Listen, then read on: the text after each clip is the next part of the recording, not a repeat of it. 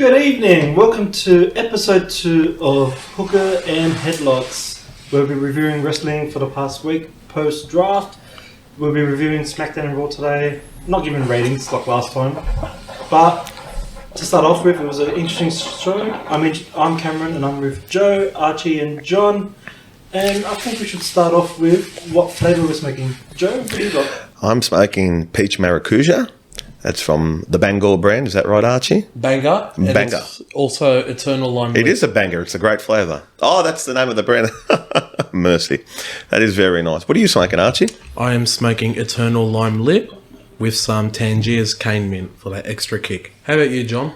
I'm smoking Tangier's New Lime and Tangier's Cane Mint, the old classic. What are you smoking, Cameron? And I've got straight Tangier's Cane Mint because I forgot to brush my teeth before I left. Speaking of banger, Seamus, how are we doing? Banger after banger after banger. Well, I didn't realise we had to start the show on such a low light, but anyway. Well, we'll start off with SmackDown. From what I remember, it kicked off with the triple threat match between Edge, AJ, and Ray. It was a solid match, back and forth throughout the way. There was a slight botch finish with Ray jumping on Sheamus, if you guys remember. And I don't know what happened there, but then... Theme of the match a bit, Cam. That was a bit hard to watch at times. What do you guys think? I think they're working around Edge. Maybe they're just trying to... and also AJ coming back off an injury. It might have been a bit of rust from... Yeah, I think... Was that Edge's first appearance since Mania? Yeah. So I think there's a bit of rust in that ring. I think they tried to perfect some moves which, if they had a bit more ring work together, would have gone a bit smoother. But there were a couple of hard moments there, especially with that Ray, and then Edge tried to capitalise as well. And then there was another. You guys know me long enough. I don't like using the word botch, but you could argue that was another one there. It was a match I thought at one stage you generally didn't know who was going to win, which has probably been the theme of a lot of these triple threat matches. At the end. Privileged that we opened SmackDown with Rey Mysterio against Edge against AJ Styles. I mean, what a way. And I'm sure it's going to be a theme through this podcast and probably a theme going forward too. How good was it to see wrestling again? And that seems to be the theme in the internet community in the last week coming off these matches. It's just great to see wrestling again in its purest form in these triple threat matches. And going on to what you just said there, Joe, I think it's somewhat of a blessing that in 2023 we can say, we just watched SmackDown with an opening featuring AJ Styles. 10 years ago nobody would have thought he'd be here in WWE. Rey Mysterio, who we fought in 2013, he was on the going down with his retirement for all the injuries. And Edge, who was 2 years into his retirement. 2 years into a 9-year retirement. And to say that we opened up with SmackDown with three of the all-time best workers, it was good. Like, I know there was a bit of a few hiccups there, here and there, but still a great way, and appreciate it. It was a really good opener. The crowd was pretty hot for that match as well because you got 3 generational talents there in the ring all at the same time. And it's like Archie was saying, we never thought we'd probably see these 3 in the ring at the same time, considering where they all were 10 years ago. Ray was seemingly on his way out with his injuries. Edge was already retired and Styles was still in TNA at that point, I think. Yeah, he was into his last year, full year run with TNA. He finished up early January. Oh, that's right. I completely agree with the match. It's good to see 3 generational superstars be together. But the one thing I'm actually happy about is the fact that we're not seeing the same matches over again. Yeah. Because even though, I don't know, when was the last time we saw Edge and AJ was over last year. WrestleMania. It was WrestleMania. Yes, it and was. Backlash as well, I think, wasn't it? Yes, Didn't the they rematch. They had the blow off at Backlash. It was the Priest and Edge versus Priest and Edge versus AJ Bella, and Finn. AJ, and Liv Morgan. Yeah, it was a mixed six-person. That was the who saw the Backlash was the tag match. Oh. And that's when Rhea turned heel. Yes. Well, there's one thing about this tournament that's got people thinking, and I've noticed it's a trend. It's when's the last time we've seen 2 of these 3 people together? That's it, yeah. Have they wrestled together? It's got people thinking, and as further on we're going to get in the show, we're going to realise that it's going to bring out some rivalries that a lot of people have forgotten or had seen a long time ago.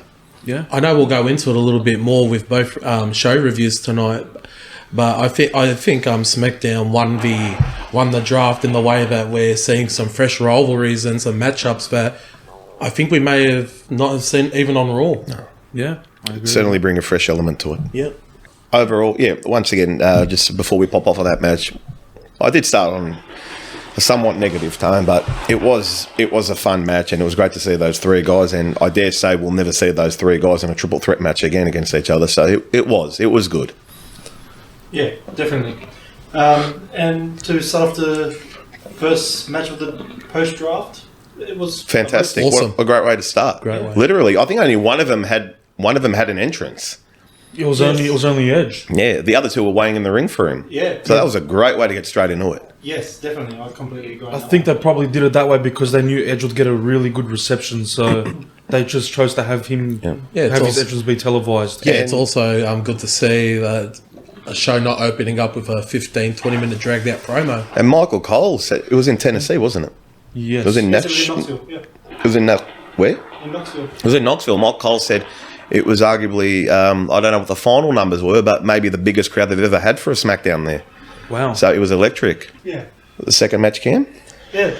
Right after AJ won, went straight to a break and started off with the second triple threat. I thought it was a great way to go about it. Yeah. For the people that didn't watch the match, it was between Sheamus, Lashley, and Austin Theory. I'll go ahead. Yeah. First thing I'll say is, much like that first match, you had no idea who was going to walk away here. Yeah. You had Sheamus, who's been on a renaissance with the Brawling Brutes. His fantastic match against McIntyre and Gunther at WrestleMania.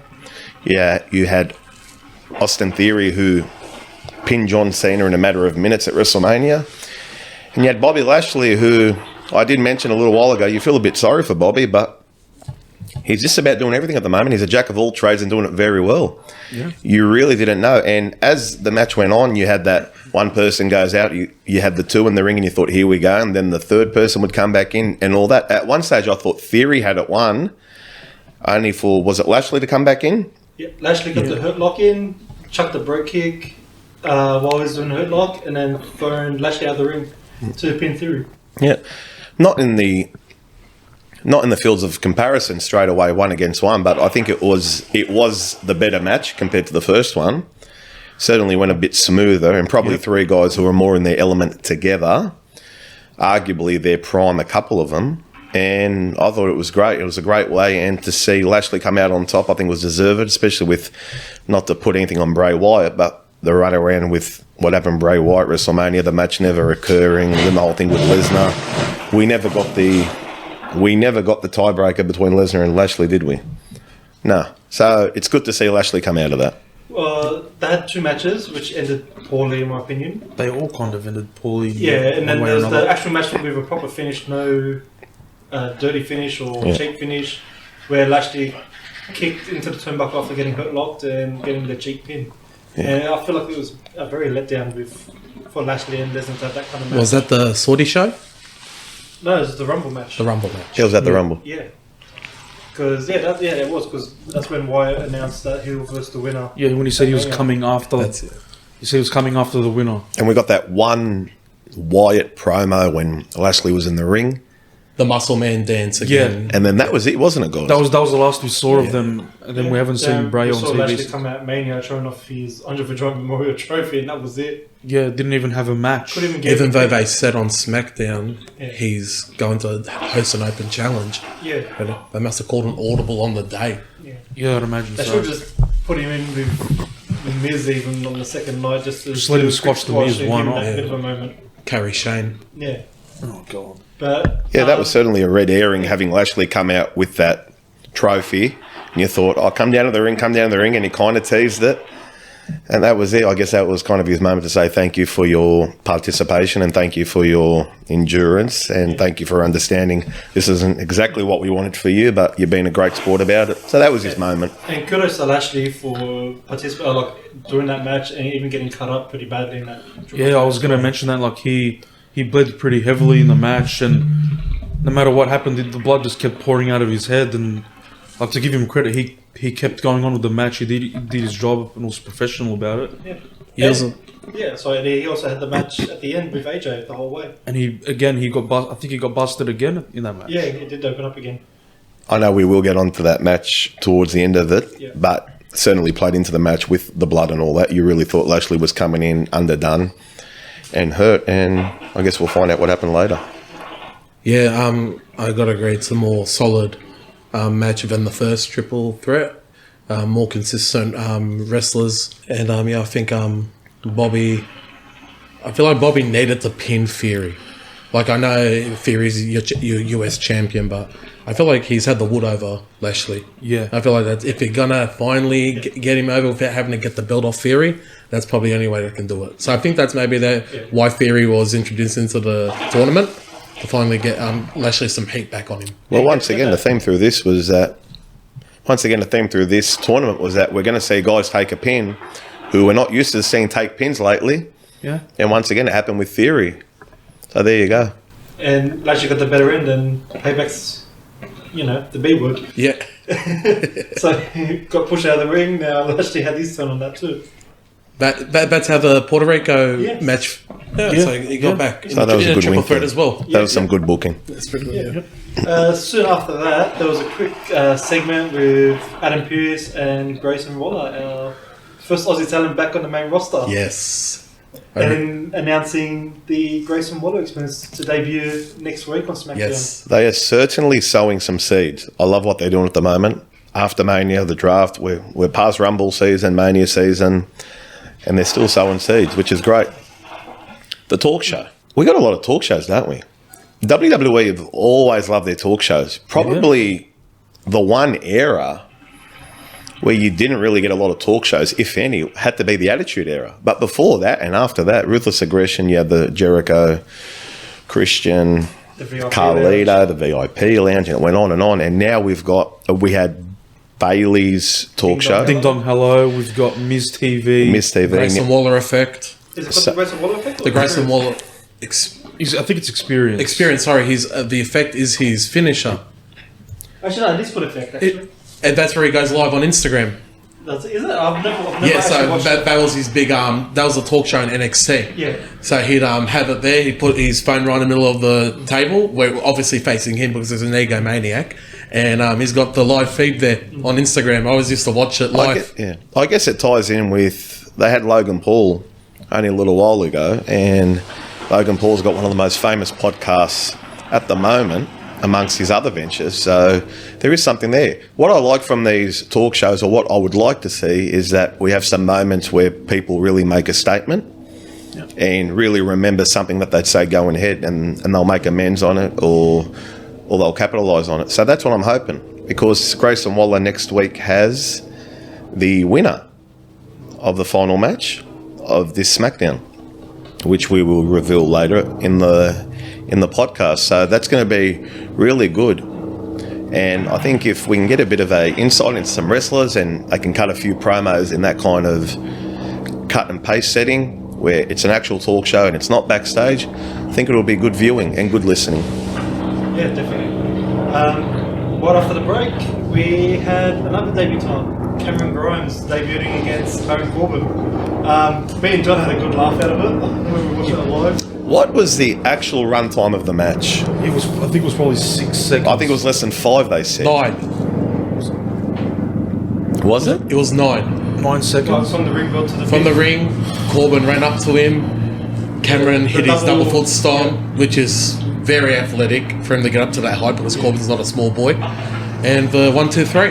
And that was the match review right there. Yeah. Yeah, that's pretty much what you could say about it. It was just like one and done, you could say. There's a little bit more to unpack from Baron Corbin here. I understand what they can do to elevate talent and everything like that. However, the more this keeps going on, the top's just getting higher the more he climbs. If they do decide to put something seriously, he's got the talent, he's got the charisma, we all know that, and he's one of my personal favourites. It's just going to make the top harder to climb when we start to take him seriously again. What do you guys think? I feel like he's getting the Elias treatment now, where he can get that pop. It's more than that. It's beyond that now. I think it's even. Would you say I think it's glorified getting treated jobber? worse than a lies. Yeah. Would you say I'd glorified probably say jobber? glorified jobber. Yeah. Yeah. And what they're on about, I've got no idea. Could it be like another Heath Slater, undrafted, works his way up? To Maybe they pair him up with someone who's maybe I wouldn't say Elias, but maybe somebody else who's copping the short end of the stick. Maybe. Or could even start a tag team with Cameron Grimes as they put a hinting with Shinsuke and The Miz. Maybe. Well, Cameron Grimes' gimmick in NXT was he hit big with Bitcoin. So I don't know. Maybe he takes him under his wing. Maybe he acts as a servant gimmick for him. Yeah, maybe. But we'll see how he goes.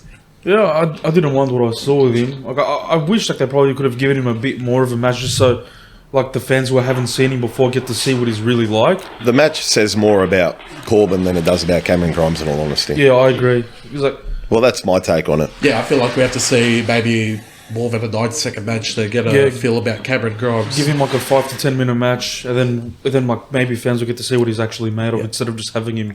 I feel like the only ones who will know going into that match who he was the NXT fans and the independents. And if you know what he was like in NXT, he's full of charisma. He's a great worker. I feel like he'll fit right into that mid card division. Yeah, like I'm a big Cameron Grimes guy. Yeah. It's actually interesting what you say there. Arch. I go back and probably liken it to the Attitude Era and Ruthless Aggression and things like that. When you had a wrestler come and made their debut, they might have got a couple of weeks worth of promos, if that, some of them. If not, JR and King or Michael Cole and Taz go, this is a new and up-and-comer, this is a bloke making his debut tonight. You didn't have that, this bloke's from OVW. They didn't mention OVW. Never did. They didn't mention OVW. So it's WCW, they mentioned the power plant. But in the Attitude Era, I can never remember someone saying, they've come from developmental, further on in Ruthless Aggression, they've come from OVW. So now we're really getting that insight in there too, where those who aren't able to watch NXT still know about these wrestlers before they come up from the hype and them being mentioned. So I think that's something really good, and that's something in the arsenal that WWE have used really well in the last few years. Well, it's funny you bring up the power plant, because I was about to say, Cameron and Joe, you'd remember Mike Tenay. He always used to give a great background story about the new and up-and-coming wrestlers. The only one he never got any information about was Bill Goldberg. Yeah, he just made his debut on one episode. Whilst in WWE, we just got, this is a newcomer. This is a debutant. This is a guy from parts unknown. But we're really getting a backstory now before these guys come in, and I think the ultimate one will be, fingers crossed, one day soon later this year will be Bron Breakker. And that'll be epic when he does debut. He's hoping. Yeah. Following that was which I thought was the highlight of the SmackDown, was the Bloodline promo where they announced it will be Roman and Solo versus KO and Sami Zayn for the tag titles instead of the Usos. I think. Would you guys agree that caught everybody by surprise? Yeah, I think I didn't think that was going to happen. I read rumours about it the day before. Yeah. I was like, maybe. Yeah. It's a possibility. To be honest, I wanted to put it past me. But now I'm concerned. What happens if Roman wins? Well, yeah, Roman 4 belts now. Well, there's a little bit to unpack there. One, as I've been informed, Night of Champions will be his thousandth night as champion. Yeah. He's appearing as well. Now, I don't know how it works with the network, which is now Peacock exclusively, and we have Binge out here, that there's no pay-per-views. I'm not sure. I haven't done my research in terms of how the pay-per-view payoffs and all that work. But I'm thinking Roman, it was too good of a chance for him not to wrestle in Saudi Arabia. I'm sure there would have been an extra dosh in his bank account. The times he's wrestled in Saudi Arabia, and that will be next weekend as well. So it's probably too good of a chance for Roman not to appear and not to wrestle. What the elephant in the room is, you're having a pay-per-view called Night of Champions, and the biggest title, or what we think now will still be the biggest title, even though we're very excited about the other title, isn't being defended. Now, Archie, what do you think about that? Should that title be defended at Night of Champions? I'm talking about the undisputed Roman's title. Should that have been defended at Night of Champions? Going into going past WrestleMania and assuming, and if it was true, if it was correct, he was going to be hitting 1,000 days at Saudi Arabia, I go, okay, maybe I'll just have a throwaway match, somebody that's we don't believe, just to say he was there and he competed on his 1,000th day of champion. But I know what you mean, but maybe it's the way Triple H, how he announced Roman's worked his way in contract where he does not have to defend his title at every premium live event. So it might be storyline based as well. Yeah, maybe that's their way of getting out of it. And It's interesting what you say there about that throwaway match. There is one name that I saw brought up a few times where he could have had a match against him at Night of Champions. It's a bit left field, but tell me what you guys thought. Karrion Kross. Yeah. I have to ask the question, where has he been? I think Before the draft, he had the Shinsuke match and won. Yeah. No, Shinsuke won that match, didn't he? I thought Cross won it. No, before the draft, and the Shinsuke won it, so he looked good heading into The draft. Oh, Yeah, yes. the draft. Shinsuke won. Yeah, Yes, that's where correct. has he been? We haven't seen him since then. No. He could have had a match against Karrion Kross, someone of that ilk. I feel like we have to develop his heel character before we turn him face versus Roman at a Saudi Arabia pay-per-view. I don't think he even had to turn face. I'd agree. I would agree with that. But Yeah, but I do feel like the Saudi crowd wants to cheer for someone, wants to boo for someone. yeah.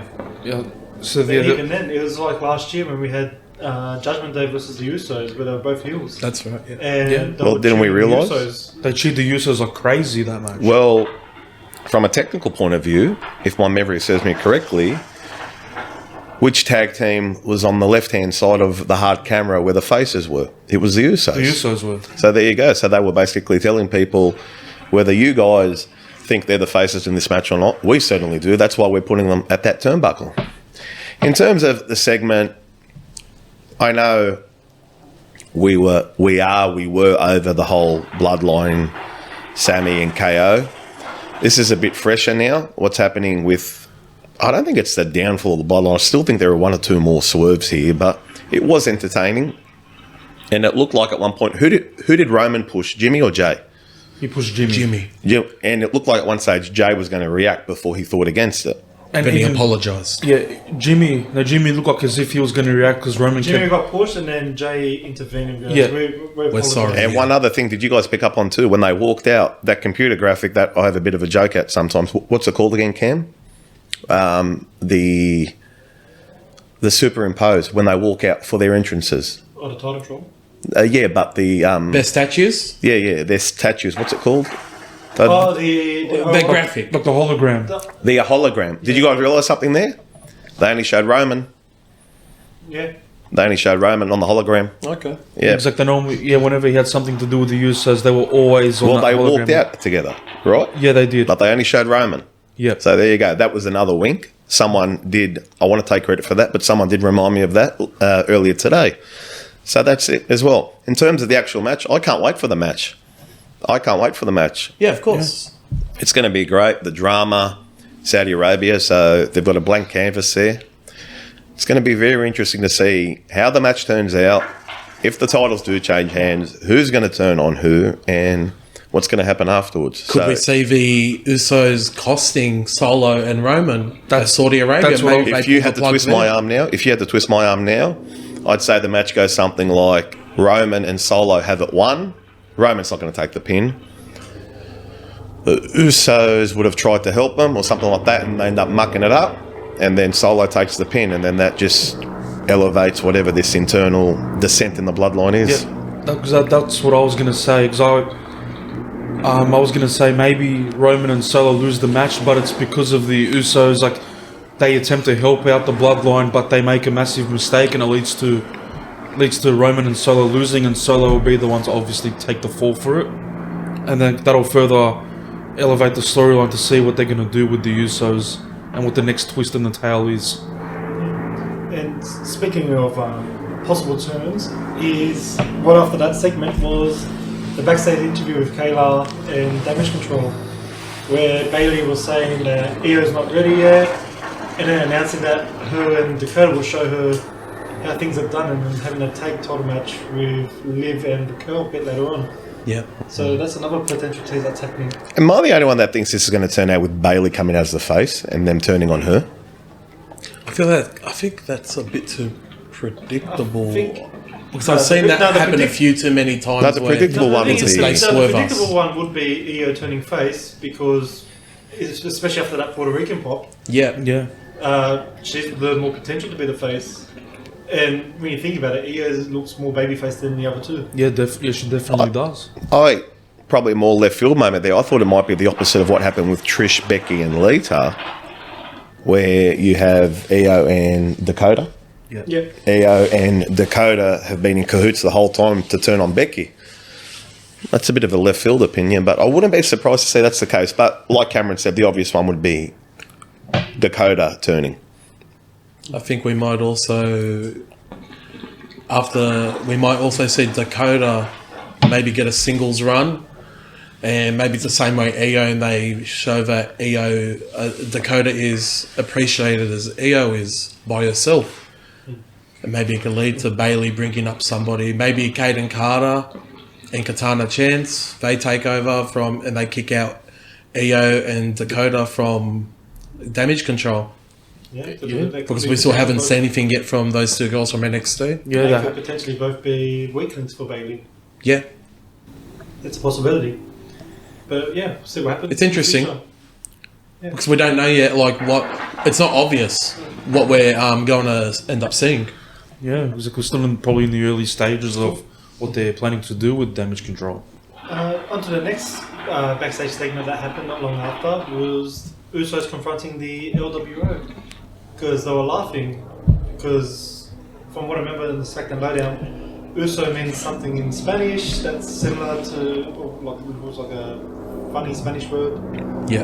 And yeah, it's leading up to, which was announced that LWO will be having a match against the Usos next week, which came out of nowhere. But at least it's, like I said, it's a different match, it's a different scene. I'd like to see the LWO pick up that win. Yeah, I think They need Usos need to drop down a bit, just so that turn or the letdown of the bloodline. Yeah, I feel like it can benefit both. Yeah. I think the way it was, the LWO were laughing at them. And that pretty much shows, these feared Usos are part of the bloodline. Arguably the most dominant stable in WWE history, especially in the modern era. We still haven't got a definition on what the modern era is, but it just shows how disassociated they are from Roman and Solo at the moment, that the LWO were laughing at them. Yeah. And no offence to the LWO, but quite unquote the new kids on the block, even though a lot of them are very well renowned in their own circles, can't get a lot more lower than the Usos at the moment. I wouldn't be surprised to see what Archie's sentiments come true if the LWO actually pick up the win there. Yeah, especially now with Usos kind of being left alone. It's the first time where Bloodline's actually going to get outnumbered in something since the start of their Bloodline.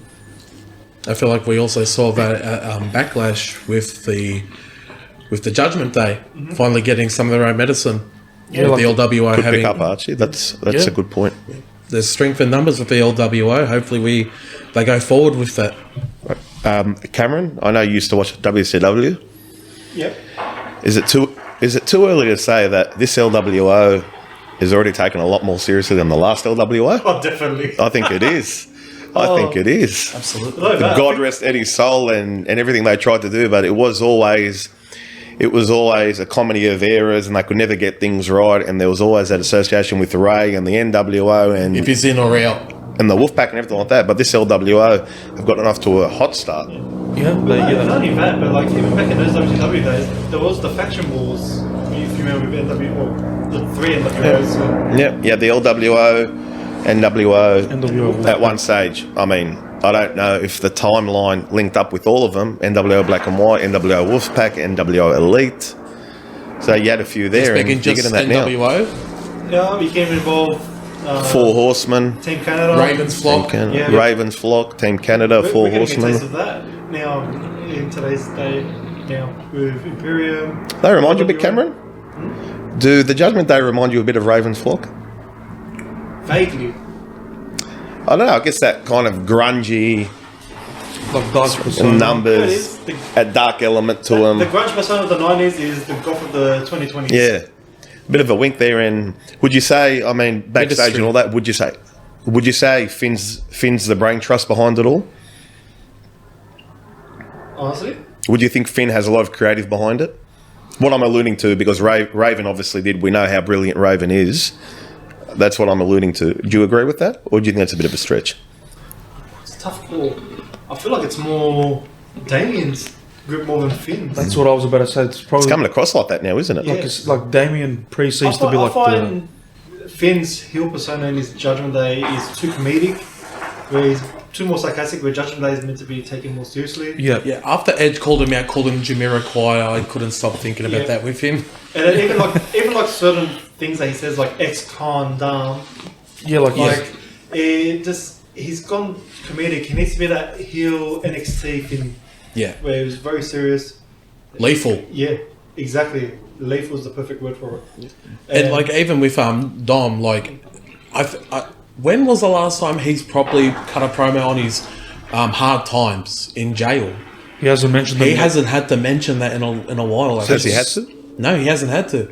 Ever since the I love that promo he cut just before Mania in the middle of the ring, where that real South American accent was coming out of him, and it reminded me, and it's unbelievable how ironic things have worked out and everything like that, and that storyline so long ago, and he just reminded me of Eddie Guerrero and that Latino heat, especially when that accent came out of him in the middle of the ring. I thought, oh my God, we already knew this kid's something, but this kid might be everything one day. even a bit like his godfather Conan. Yeah. But that just really reminded me, and not to harp on about it, but when that accent started to really come out in him, I thought, oh my God, you remind me of Eddie, God rest his soul. Definitely. He did. Not long after that is a start of a potential feud. Pretty Deadly make their first appearance in SmackDown. I love it. I am They are absolutely so obsessed cool. with Pretty Deadly. The way they won the tag team titles on NXT, made in NXT, not UK, Yeah. and they just shot to stardom. They are like, they're probably a more like comfortable pairing about their looks, that type of gimmick, like how Miz and Morrison were.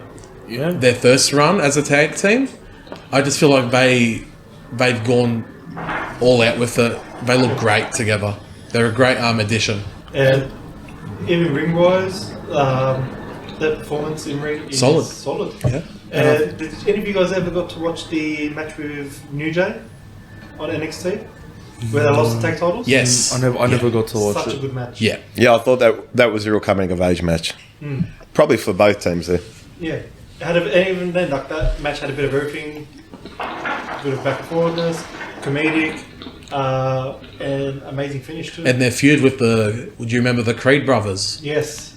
Bit of a clash of styles. So it was a really good program they had down there in NXT. I think it's only on the up for Speaking them. of the Creep Ups, could you ever see them coming main roster? I actually watched them today. I cannot wait for them to be up there.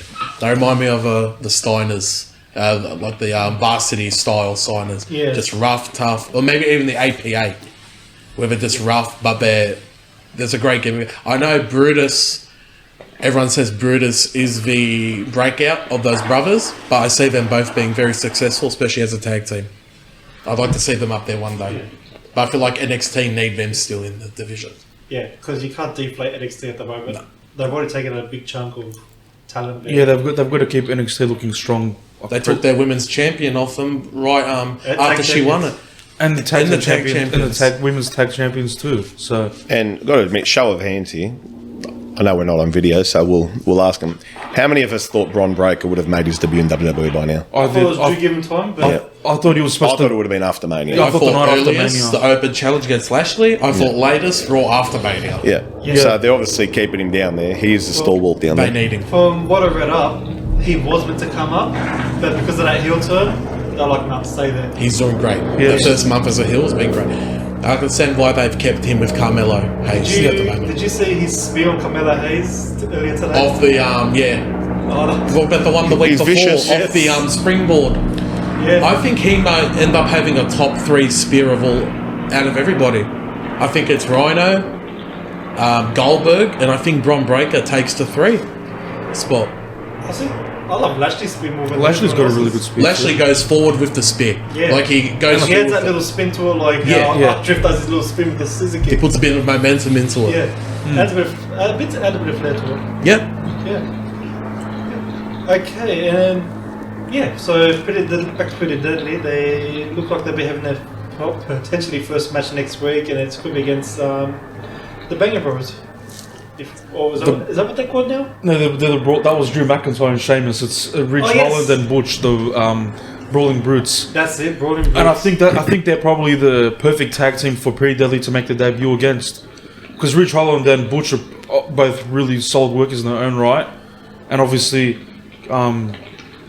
it'll be good to see them go against each other. Yeah, hopefully it's not just a one-off, because I'd like to see a program between them, because Pretty Deadly can do so much with the Brawling Brutes. Oh, yes. They can have a good dig into them. Especially with that can dig into Butch as well, because he's got that persona where he easily gets revved up and he has to have Ridge Holland or Sheamus hold him back. I thought it was pretty funny when Butch tried to hold Ridge Holland back. Yeah. You got to be putting it on there. So yeah, that's probably a good way to break him in on the main roster. I think it'll be a good start, good match, and a good potential rivalry to start off with, especially the SmackDown Tag Division to start off too. Yeah. And shortly after that was the first heel turn post-draft, where Bianca Belair to come out for her celebration in her hometown. Yeah. And was to celebrate her longest reigning Raw Women's of the modern era. Yeah. There's that modern era again. Yeah. And they took their time to acknowledge the fact that she actually held the title for over a year as well. Yeah, they ignored it. They ignored it completely. SmackDown after, or was this the first SmackDown after Backlash? Yes. So I understand where they may have not want to acknowledge it on Raw, since she's not associated with Raw anymore. But even the night after Mania, that was that. I think that marked her 365th day. It was the weekend of.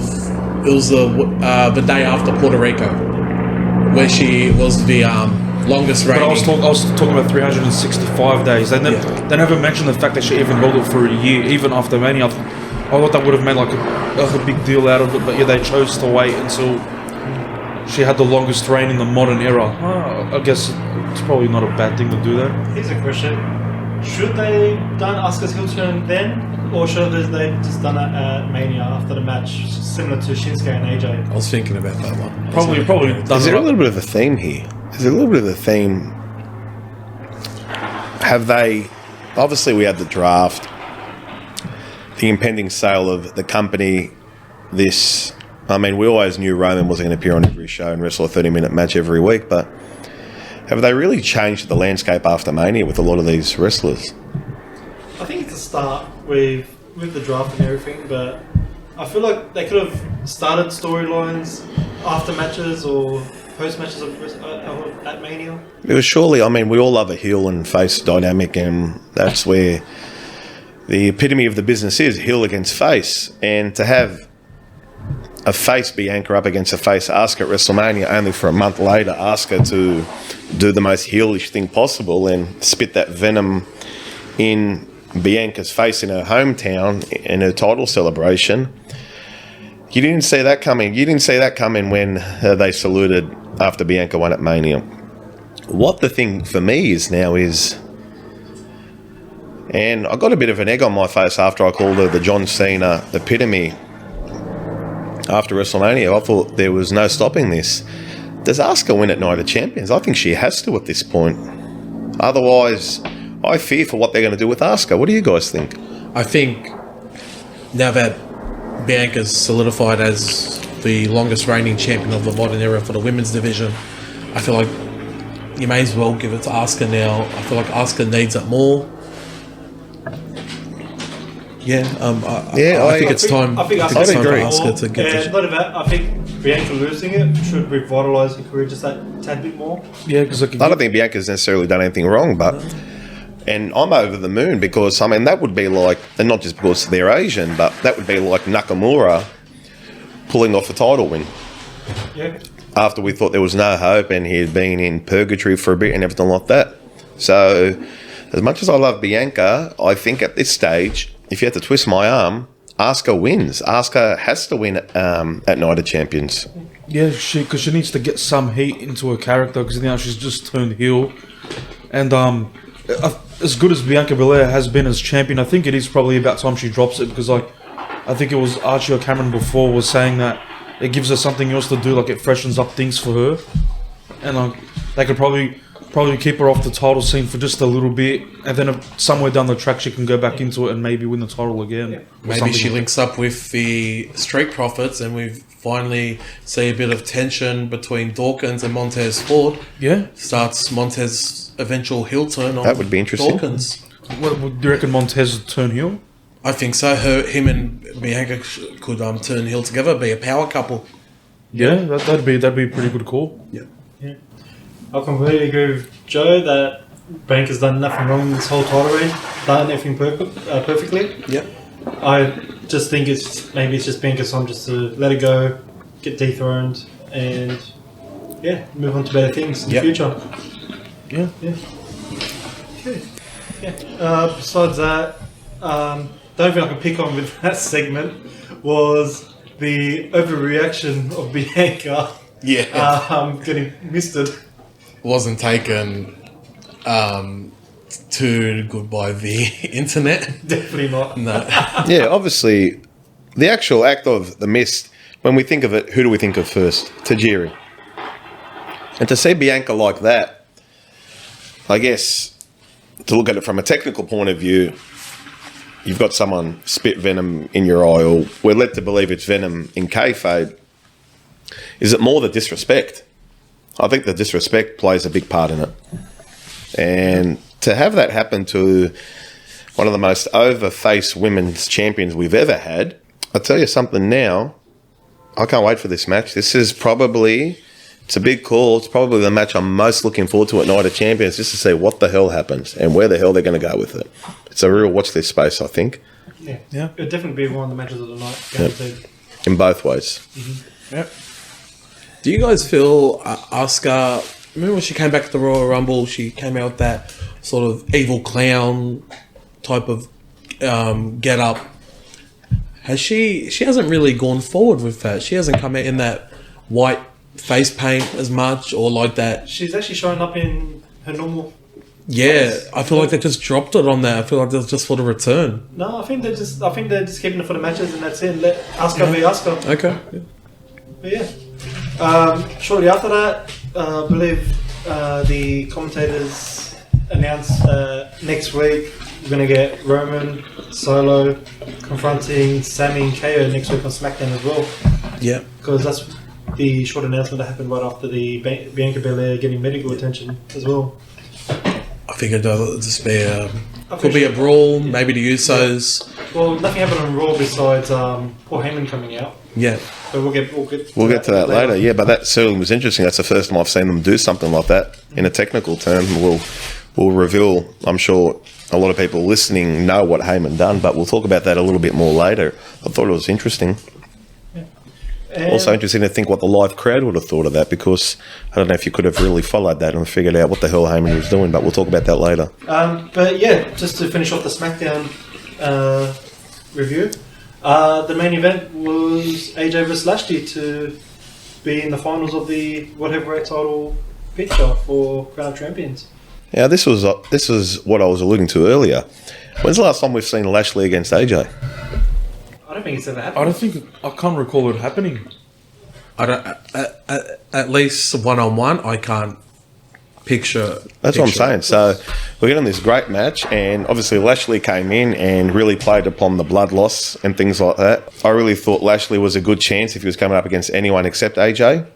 However, the pundits got it right, because when this tournament and the brackets were announced and we knew the competitors, a lot of people wanted Seth versus AJ, and that's what we've got him. It was a good match. It was solid. I'm not sure exactly how long it went for, but it was safe enough. And Great TV main event. Great TV main event. The work was great. And once again, Lashley versus AJ, how can you go wrong? Of course. Definitely. And like I said before, kudos to Lashley to fight it out with the cut on his head. Once again, he's showing why he's one of the better workers they have on that roster. Yes. How long was he away from WWE for? 2007 to 2018. Yeah, Unbelievable. 11 years. Unbelievable. And I know that was it wasn't exactly like Edge, where Edge had no choice and had to medically retire for 9 years, but He had a few different ventures outside of WWE. and it just makes you think. It makes you think. Obviously now we're blessed with his ring work, his charisma, his look, his size, but it makes you think, oh my God, he was gone for 11 years. What could have been? What could have been at that time?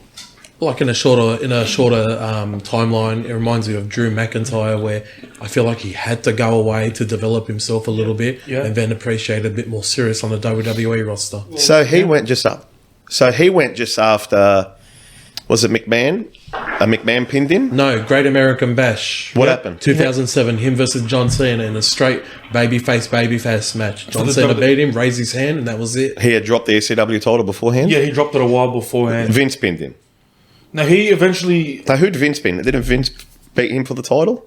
In a 3-on-1 match. Yeah. But then eventually he dropped it. I think maybe he would have been drafted to Raw, then he had to drop the title because he was on Raw. That's where they held the tournament.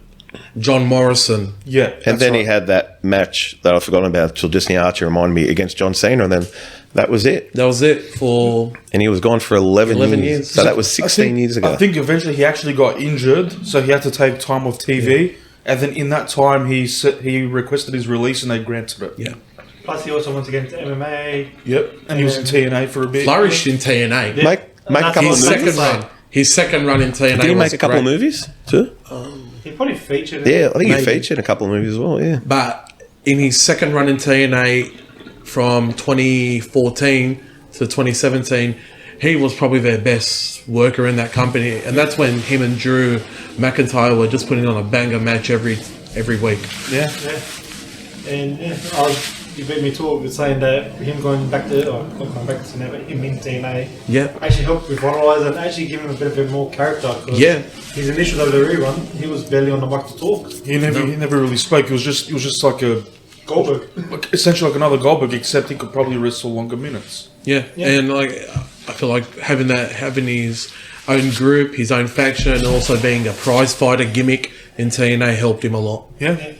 Probably goes against every fibre in my being. Probably his lowest point since he did come back was that feud with Goldberg when we didn't know what the hell was going on. Oh, the Sami Zayn stuff. No, I think the Sami Zayn was probably his lowest moment in the company. Sami Zayn stuff?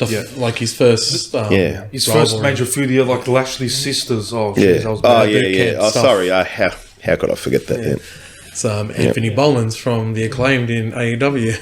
Yeah, but given Lashley's age, how long do you reckon he has left? I don't even know. He doesn't look like he's slowing down. Yeah. Like I feel like injury hampered him at the start of last year, and he's come back. I dare say better than ever from that. I think the only thing touch would be injury. Yeah, he looks like he can still go. Look at his physique is unbelievable. I made the comment. Archie and I didn't watch as much wrestling as what we did in lockdown. We watched just about every promotion we could. And across everything, I'd say Lashley had the most impressive physique of anyone I had seen in a hell of a long time, especially now. I think another thing with a wrestler's age compared to how people used to hate when an old guy would come back and hog the spotlight, I think it comes down to this new, older generation where we're getting these workers who didn't have any addictions, who straight 180s, and like as Jim Ross used to say, the biggest addiction in the locker room is probably video games. So people keep these wrestlers who are now veterans keep up with their take care of themselves. Yeah, taking care of themselves. I mean, I harp on about what Edge said. Edge reckons he's definitely in the best mental state and definitely the best physical state of his life well into his 40s, the same as Rey Mysterio. That's unbelievable. When we're watching them 15, 20... with Ray 25, 26 years ago, and to have them say that now is amazing. Yeah. Actually, another important that with all these generational superstars that we have, they're all revitalising the older generation. Like look at Sheamus. Yeah. More popular than ever now than he was 10 years ago. Yeah, definitely. I'll tell you what, it's going to keep the Hall of Fame in business. Oh, definitely. It's going to keep the Hall of Fame in business for the next 50 years. Definitely. But overall, like so far, like they're focusing on new talents as well as revitalising the old. And it's working out. And actually, just on that, go ahead, Arch. Sorry, I just feel like we'll get onto the Raw portion of the review, but I'd probably jump out here and say SmackDown handled their debuting talents a bit better than Raw did, as we'll come to find out. Yeah, I agree with that. Yeah. Just a bit of a one from left field, maybe one for the nostalgia and looking forward. Who would induct Lashley? John Cena. I was going to say Cena. probably John Cena. Not MVP? Yeah, that was who I was going to say. Could That's also be not bad, MVP. Either. I wouldn't have a problem with either. Because with MVP, that was the start of his peak of popularity. Yeah. WWE altogether. That's where I lean. That's where I lean to MVP. Okay. And I'm pretty sure they're pretty good friends backstage as well. Especially because they were around in the same era back in his first initial run. Yeah, they're both up at the same time, that late 05, early 06 period. Yeah. Just to cut it off short, with AJ winning, was it the right choice, or would you have gone with like Edge to go all the way through? I know we wouldn't mind seeing Edge versus Seth Rollins again, but I think it's just too tempting to go with that AJ Seth Rollins. He probably wanted to best workers on the roster at the Can't moment. go wrong with AJ and Seth No, Rollins. that I am. And it's also it is a fresh matchup as well. Yeah. Like it's something different. I know I know, Joe. Sorry, you're probably looking forward to the Asuka and Belair match a bit, but I think without even seeing a promo yet, knowing what's on the line, we're going to get Seth and Yeah. AJ. Oh, it's going to be, put it this way, That's Jeddah. easily match We'll of be the watching year. it. That might be, when we figure it out, John, when would that main event be? Maybe when the sun's out for us. They're probably close 3 to a.m. Well, the show starts main at 3. event. The show starts at 3 That main a.m. event might be at 6 or 7 a.m. and you're going to be watching Well, depending how long the show goes on for Rollins too. up against AJ for that new title. Well, Oh my God. That's if they get the main event spot. We might have Well, to do a they live have to. podcast. Because now Roman's having a match. Yeah, but the thing is, like if they want that new title to be taken seriously, it has to main event. Like I know Roman's at the show, but he's having a tag team match. Like the world title has to main event. But he's the money bringer. He is their number one draw. Or maybe apart from Brock. Yeah, but still, like Especially overseas, yeah, it would be Brock, but yeah. But yeah, let's continue on. And let's start off with Raw kicking off with Sami and KO coming out to address the Solo and Roman match. They had a bit of a busy night. yeah, like KO and Sami. yeah, KO and Very Sami busy would. night, actually. Show opener and show closer. Yeah, and even in the middle of the show, they were Yeah. getting involved as well. I love the fact that KO said he's sick of the bloodline, and as soon as the Judgment Day interrupted them, I love the fact he goes straight away, let's fight, and Sami was telling him, no, let's hear what they've got to say. Yeah. And then Damian Priest picks up the mic and goes, no, I came out here to fight. And then straight away, like that's a good way to build up another storyline, because it seems like Get into a brawl. get into a brawl instead of having all these promos to open up a show. And it also appears like as if the wars are closing in on Sami and KO because everyone's after them. They've got the Judgment Day down their necks. They've got Imperium and they've got the Bloodline because of Night of Champions. So I think it was probably a good way to open up the show. Well, I thought it was good too because you had Sami address Roman wanting it all. How much more does Roman want? Yes, I forgot to mention that. So that was very big and paints a picture for Night of Champions and really pushes that match as if that match had to be pushed anymore. I thought one thing that was interesting there, did you see Rhea punch Kevin Owens? Yeah. Yeah. And and before Rhea, did you hear that cheer Rhea got? I still can't get over it. I bang on about that every week. You're supposed to tell me she's a heel. That mummy chant and that cheer that Rhea got was ridiculous. But in general, though, like, there's always that popular heel that the crowd just love. Yeah. Yeah, she happens to be one of them too. Like, speaking of the devil, Bobby Lashley and her business, everyone was cheering for him. I feel like even Roman now is more cheers than boos. Yeah. I think he did get heavily booed after Royal Rumble because of what he did to Sami, but normally every other point in between he was actually getting cheered. Even jump into another promotion like AEW, MJF. Everyone says he's the number one heel in the business.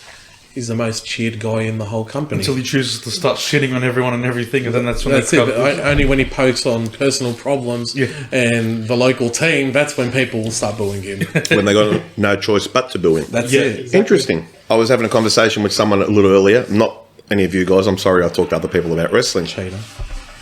In the Wrestling Observer Awards, which is Dave Meltzer's awards, and as maligned as Meltzer is and as controversial, they are the most established awards in pro wrestling. Do you guys know which year they stopped giving out best heel and best face? I wouldn't have a clue. I'd like to take a guess here. Is this the start of a quiz show? Cameron, I feel that's like- our other podcast. Anyone else have a guess here? I wouldn't know Go where to first, start. Arch. I think you'll Have a get go, Arch. 2000 and You're already wrong. 2009. You're already wrong. John Sorry. Cena. No. Really? John? I don't know, 2000. No. Cameron? I'm guessing it has to be like Attitude Era. It'll probably be... Close enough. 1996. Wow. So, Hogan. really before the advent of the Generation X, Evolution, the Bloodline, we were getting that NWO in as well. But that is 27 years ago. Did they stop giving out the award for a clear-cut heel and clear-cut face? So that to me shows for a long time the mega heels have been cheered. The anti-heroes are so prevalent, like Stone Cold. Yeah. That just really shows. So now we're sitting down to watch the show.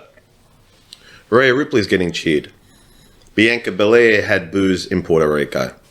Roman Reigns is getting cheered. None of this surprises us anymore. Yeah. Yeah. I say it could lead to... Well, in the reason behind that, it could be... Oh, I don't want to say the bad word, but toxicity in the crowd, in the WWE universe. Fickle. Yeah. They are pretty fickle. You give them what Yeah. they want, they'll still boo. Yeah. Like, perfect example was... who was it that won the world title and just went stale? I'm trying to remember now. Was it Kofi? Kofi, yeah. Kofi was one of the runs that got stale after he won the title. Bland. They thought he was You bland. give them what they want, and then the crowd start... But the going crowd stale didn't- with that crowd. I feel like John Cena was the ultimate example of don't give the fans what they want. So just gonna... They'll cheer... They booed John for 15 years, begging for him to turn heel. And I'm thinking about it now. Even though growing up, I begged for him to turn heel because I was a big part of the internet community with the wrestling. I'm glad they didn't end up turning John heel because I feel like they would have just cheered for him the week after. Yeah. Yeah. And what's the second biggest, or arguably the equal biggest part of the irony there as well now too? Roman They're Reigns. cheering Roman Reigns. Yeah. When it was like this time, maybe like 6 years. Yeah, 6 For a years long ago. time. This point 6 years ago, WWE was hell bent on him being the next big face, but the fans constantly rejected it and they booed him out of every building.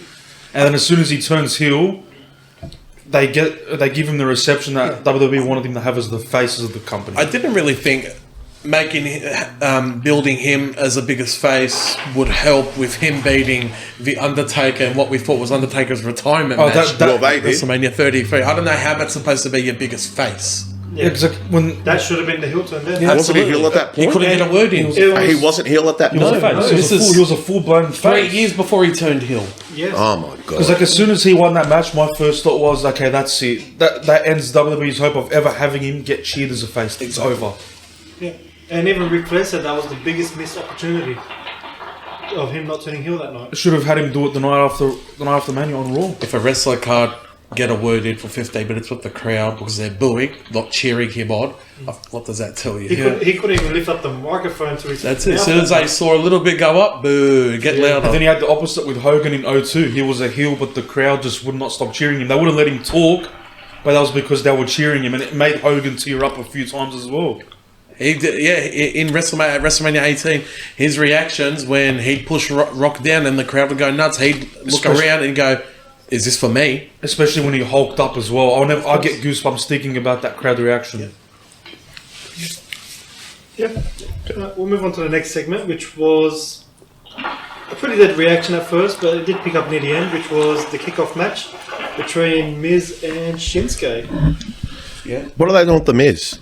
Well, I think he's probably just like what I just said before with Baron Corbin. He's probably a glorified jobber. I think the Miz needs to stop wrestling. Yeah, It's not his fault, it's but not- I'm just sorry, John. I'm just not happy watching the Miz in these matches. Yeah, like, You know what the result's going to be. Yeah. you know he's gonna lose. Like, I think like he doesn't have really much more to prove. Like he's done it all in the company, and he's been like a great man to have in the company. He's always been ultra professional. But yeah, I think it's probably best that he just stops wrestling, and maybe he could just be like a manager for somebody, help him get over. Well, the thing is, even like last week on Raw, though, Miz is teasing him and Shinsuke to be in a tag team to be called Mizke tomorrow. Which, is it going to help Miz? No. No. No, he The would. only thing he's going to do is just keep him on TV for even longer. I feel like that's a problem with The Miz. He needs to be off for a little bit. Yeah. I think it's a problem with not being injured your whole career. Why? You're that consistent. Maybe it's still up their sleeve, but why haven't they made him the authority figure? You know what? You just took the words out of my mouth. That's a great idea. Give him a You and GM I role. seem to be on sync a lot there, Cameron. Yeah. Because you beat me to it. Like he could be like a kind of like the modern day Eric Bischoff, just like the heel general manager, just like a real prick. But even Easy to hate the Miz. what is it? He's almost on a 20-year career now. Yeah. Maybe it's time to go corporate or authority figure. I'd rather him go corporate than Hollywood. Because Yeah, I find the Miz very entertaining. I He just is. feel like what else is there with him apart from putting over wrestlers? I think it's a better version of Dolph Ziggler at the moment. Ooh. Oh yeah, it's a good call. A better Well, version We'll of get to Dolph Dolph a bit Ziggler. later. Yeah, we will because I've got a lot to say about because it. we're not the only. Well, we might be the only blokes in Guildford. Oh, sorry, I just gave away our location. But we might be but we're not the only guys in the wrestling community that are thinking about what the hell is happening with Dolph Ziggler as well. But as Cameron said, we'll go to that later. Yeah.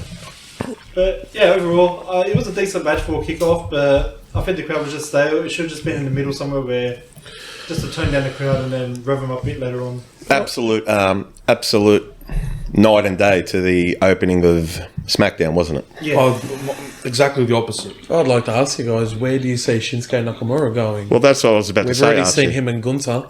Yeah. Like, Do that's we what see I him was, again in the Intercontinental. That's what I was saying to Cameron yesterday. We I watched can't that. see him going anywhere. We watched that. If he's staying with the Miz or sticking with the Miz at the moment, he's not going anywhere soon. Yeah. We watched that together, Raw, and that match, and I think John made the comment just how, once again, a term I don't really like using, about how dead the crowd was at the start of that match.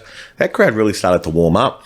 And Nakamura, if you needed any more reassurances how popular he can be and still is, well, you got it by the end of that match. That crowd were really into it. Yeah. They're really into seeing him winning. Great entertainer. Because he's damn good at what he does in the ring. I think he does deserve a main title picture at least once. Like he before deserves something. He deserves something came meaningful. he came into the main picture late. That's true, yeah. I feel like he's copped the rough end of it because AJ came in pretty late too, but he's being treated as royalty, like one of their homegrown.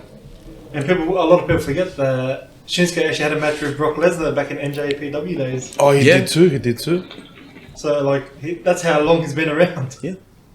Yeah. Shortly after that match, there was a little backstage segment where we had Sonya Deville and Chelsea Green trying to get a tag title match with Raquel and Liv, but saying Liv is injured from the tag match from the SmackDown. Where do you reckon this is going? Well, I was about to comment. Adam Pearce and Chelsea Green. Is anyone else thinking it's like Vince McMahon and Stone Cold Steve Austin, or it's not quite that good? Probably not quite that good. Probably To anyone who can't see my face at the moment, I'm being very sarcastic, but this is a very drawn out once a week storyline that's been going on for at least a couple. It was way before Mania, wasn't it? Rumble. Yeah. Since Rumble, After Rumble. after Rumble when Chelsea Green. And once again, boys, correct me if I'm wrong. Most weeks, isn't it the only time we see the authority figure on Raw? We've occasionally seen him on SmackDown as well. Like Adam But Pearce. I'm saying when he deals with Chelsea Green, Oh, it's on Raw. It's on Raw. Yeah. it's sometimes the only time we see Adam Pearce on Raw. Well, it's definitely on Raw now because she's been drafted. Yeah, I don't know where the hell they're going with it, whether it's filler, whether it's entertainment, but it's funny to a certain extent. I know someone did bring up in the broadcast last night, someone actually said Karen. It was Raquel. She called them. It was Raquel called, which is, They've been teasing that gimmick on news reports and everything since she first came back. Yeah, because Yeah. Chelsea Green is pushed for that as well. She I don't- said she wants yeah. to play like the Karen character. It's, tell you what, I'm not over it.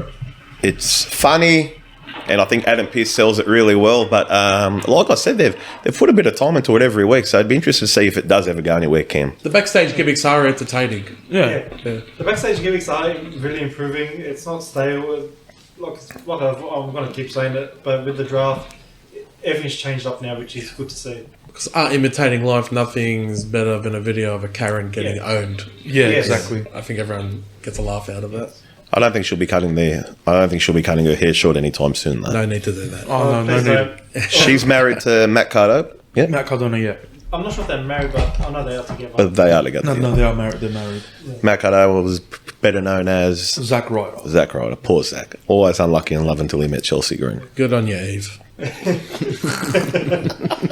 Really, they had to put Cena over there. And the Night of the Hour for Archie is the Battle Royale match for the number one contender for Archie's champions booking against his- Gunther. Archie's booking his tickets to Saudi Arabia as we speak. Boy, 'Cause for people that don't know, Archie really loves Mustafa Ali.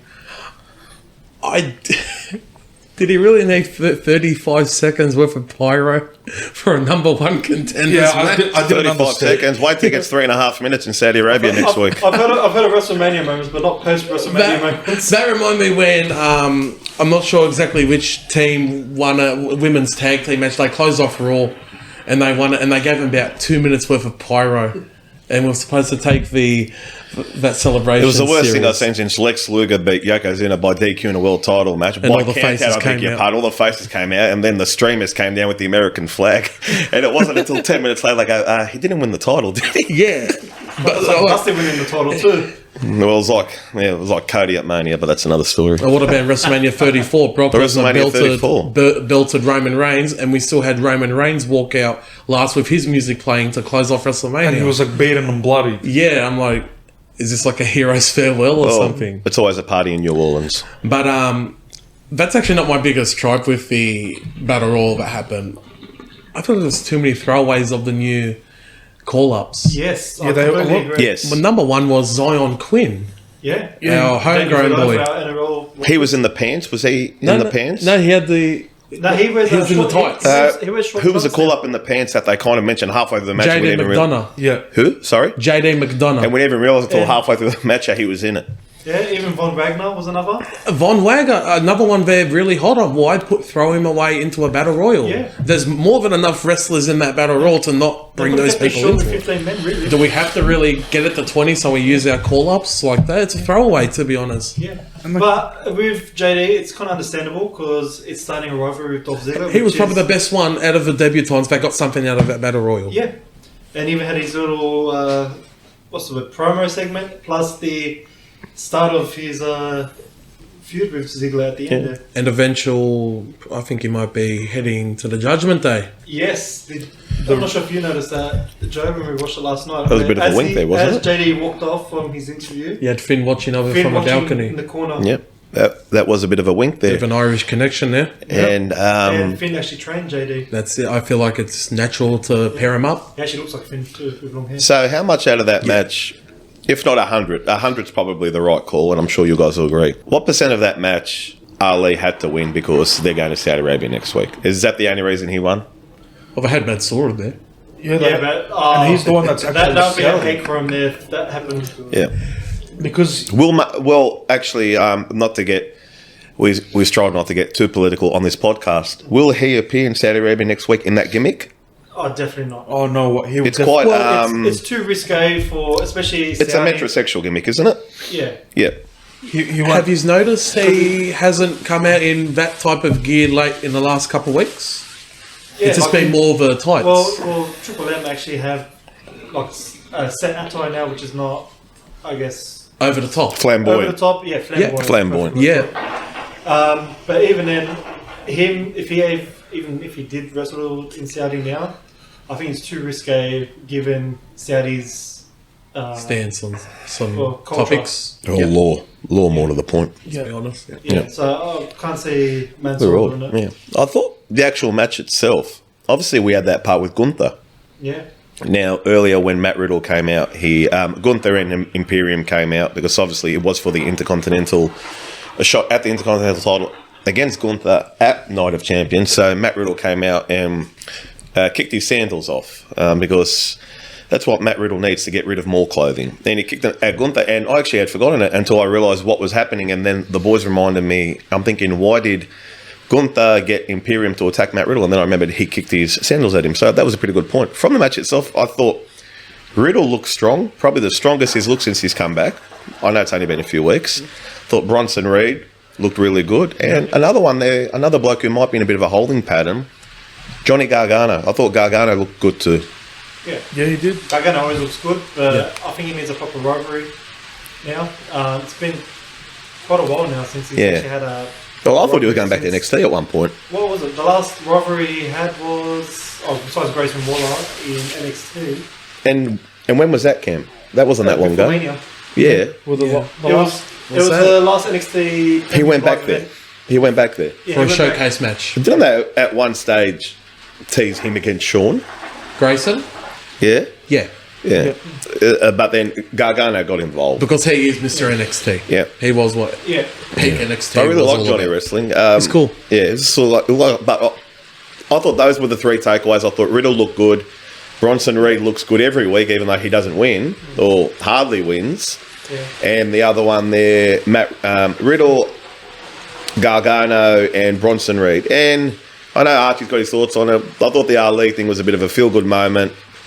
No, I don't mind Ali winning. Yeah.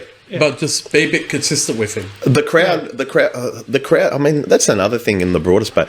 The crowd have been so good, and Receptive. the greatest example is how hard they still cheer Cody Rhodes after everything that's happened. And I thought the crowd's been very good. They haven't turned on anyone for no real reason, and I thought they were quite receptive when Ali won. And It was that's probably change. going important as well. Yeah. Yeah. Another throw in the hat that actually done well. It's kind of expected, but Ricochet as well did well. Yeah. Ricochet looked good. He performed very well in that. Yeah. They kept him very strong in that match. I felt like we hadn't seen him in a He bit. even did a good sell on that Riddick Moss shoulder hit. Yeah. as well. Even we kept going one back. Riddick Moss. That was Yeah. It wasn't bad. it was a Hoss. It was a It Hoss wasn't a effort by bad him. match. Yeah. Should it have? I know we'll get to the end of it. Arguably, it could have finished the event. I don't know whether Ali's strong enough to close off a Raw as a battle royal winner, but I wouldn't have had any calls if it actually finished off Raw. Well, the pyro. Looked Yeah. like he Well, the finished off pyro, really- yeah. It was a bit overplayed in my opinion. Yeah, but maybe that was going into his gimmick where he's It was being a on a bit of positive. yeah. Positive Ali. Yeah, that was funny. I thought that was funny. I'd like to see, like, even if he, like, we all know, well, at least what we kind of hope so, he doesn't beat Gunther at Night of Champions. I'd like to see whatever win he picks up, I don't care if it's against the biggest job or the biggest main event guy, have him have the pyro at the end of every match. So it'd be similar to like when Daniel Bryan used to overdo the yes chant, Yeah, just being overly obnoxious. that's it. Well, there might be one person who would feel justified if Ali beats Gunther at Night of Champions. Can anyone guess who? Might be a bloke in AEW. So, but then he'll have time. Then he'll Jeez. really You feel feel sorry for Walter. You feel really Oh bad yeah, for him. Keith Lee. Keith Lee, I think he'll be at home waving his little Ali flag just so he's justified so people stop bringing up that bloody tweet. Well, he's got me again. Paul He's Walter. fine. I was about to say something. That Was reminds me, anybody- Archie, before we go on, next week we'll actually be reviewing AEW. No, I'm joking, Cameron. It's all right. I will have my little segment after every pay-per-view. Go ahead, Thank you Archie. very much. And once every 4 months is fine. Let's continue, Arch. Was anybody else hoping for the kangaroos to pop out in front of Gunther when Riddle kicked his shoes Oh off? my god! I didn't was that think just me? I didn't think of. I I totally was forgot hoping about for that. that. I thought the kangaroos would follow I him and he know. kicked them Why off. is I he know getting I bang on. kangaroos? Hey? Why is he getting kangaroos in that? Yeah, I don't know. What was what were they before? Skippy? Before that, Were giraffes?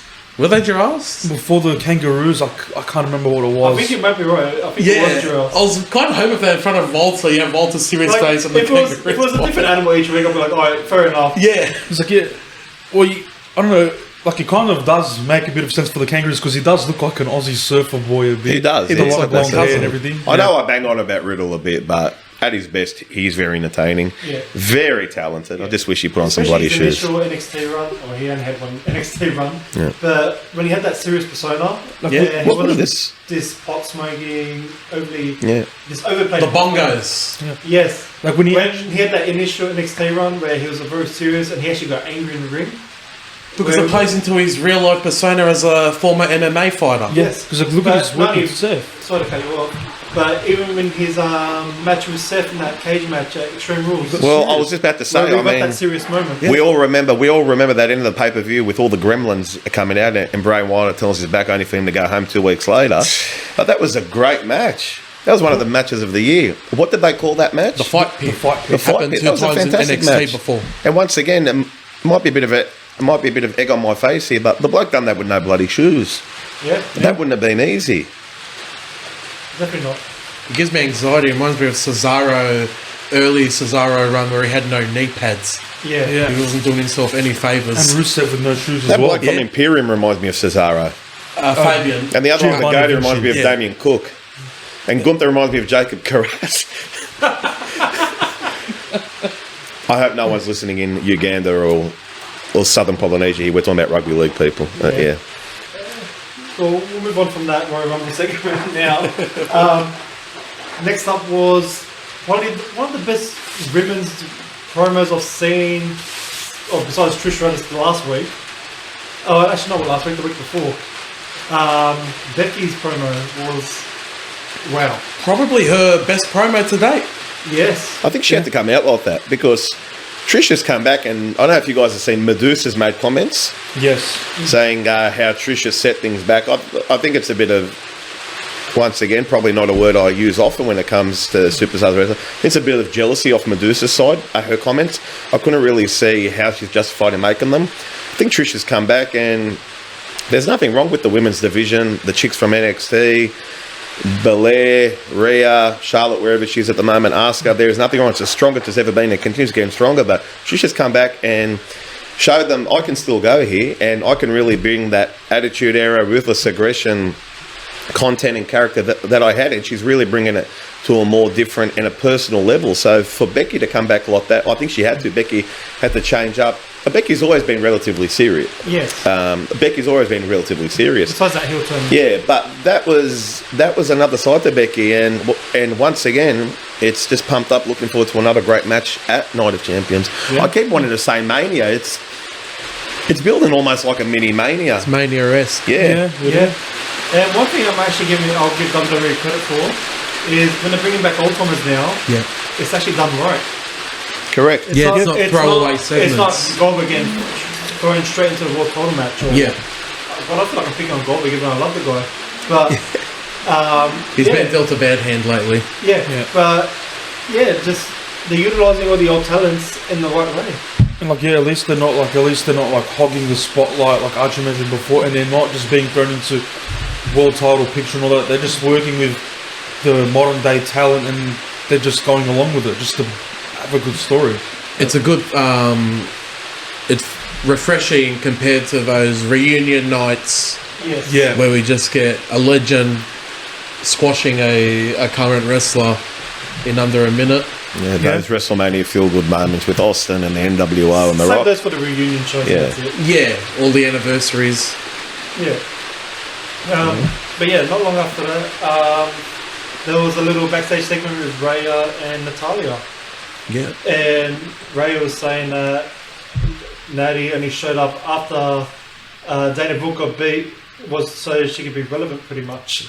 She was in no rush to get down to the ring. For somewhat, I reckon what Rhea's saying was a bit of truth. Yeah. Are you saying Rhea Ripley is showing more face elements, Cameron? That was actually more of a heel promo for Rhea lately.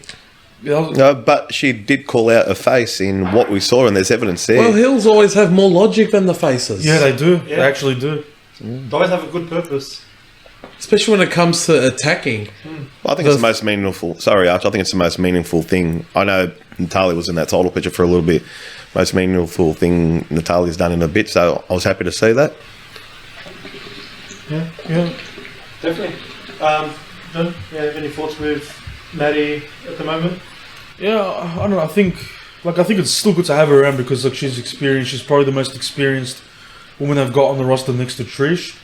And she could even, I don't know how old she is, but she could still work a pretty good match. And I guess it gives her something to do with Rhea Ripley. Then it'll be another good match that Rhea would have until she inevitably squashes her. But I think it's just it's another storyline that they've got going on. And but that's the thing as well with Rhea's run already. They already gave us Zelina a quick and easy match. Is Natty's going to be another quick and easy match again? Yeah, maybe they're just putting her with the best workers available at the moment before they head into the SummerSlam period where they need to build a reputable opponent for her. Because I don't know if you noticed it, but when that promo with Natty finished off, Rhea Ripley was looking at the TV screen, and she was giving Becky a bit of a dirty look. Yeah. So maybe that's what they could be hinting at down the track. Maybe when Becky finishes the program. Good point, John. I did pick up on that. I think that's a SummerSlam match. Maybe that's what they do for SummerSlam. Yeah. Rhea Ripley versus Becky Lynch. Yeah. Yeah, Rhea looked on at Becky there. I don't think that match has happened yet either. No. No. So, They haven't crossed paths yet. and that's another big change. Yep. Another revitalize. Fresh. Exactly. Okay, not long after that promo was the match between Xavier Woods and Dom. Yeah, it's a pretty good match. It was decent. Yeah. And I think it was a solid match for Dom. Was there a bit of a wink at the start of all that, Cam? From Xavier Woods? Yes, there About was. numbers, Yes, you about the remember numbers? few exchange of words where he said, I'm trying to remember the word for word, but he goes, I might not have people around me yet. Yeah. I think that was the key word, yet. Yeah. Yeah. Or So- now. He might have said now or yet. Yeah, but it looks like we could be getting.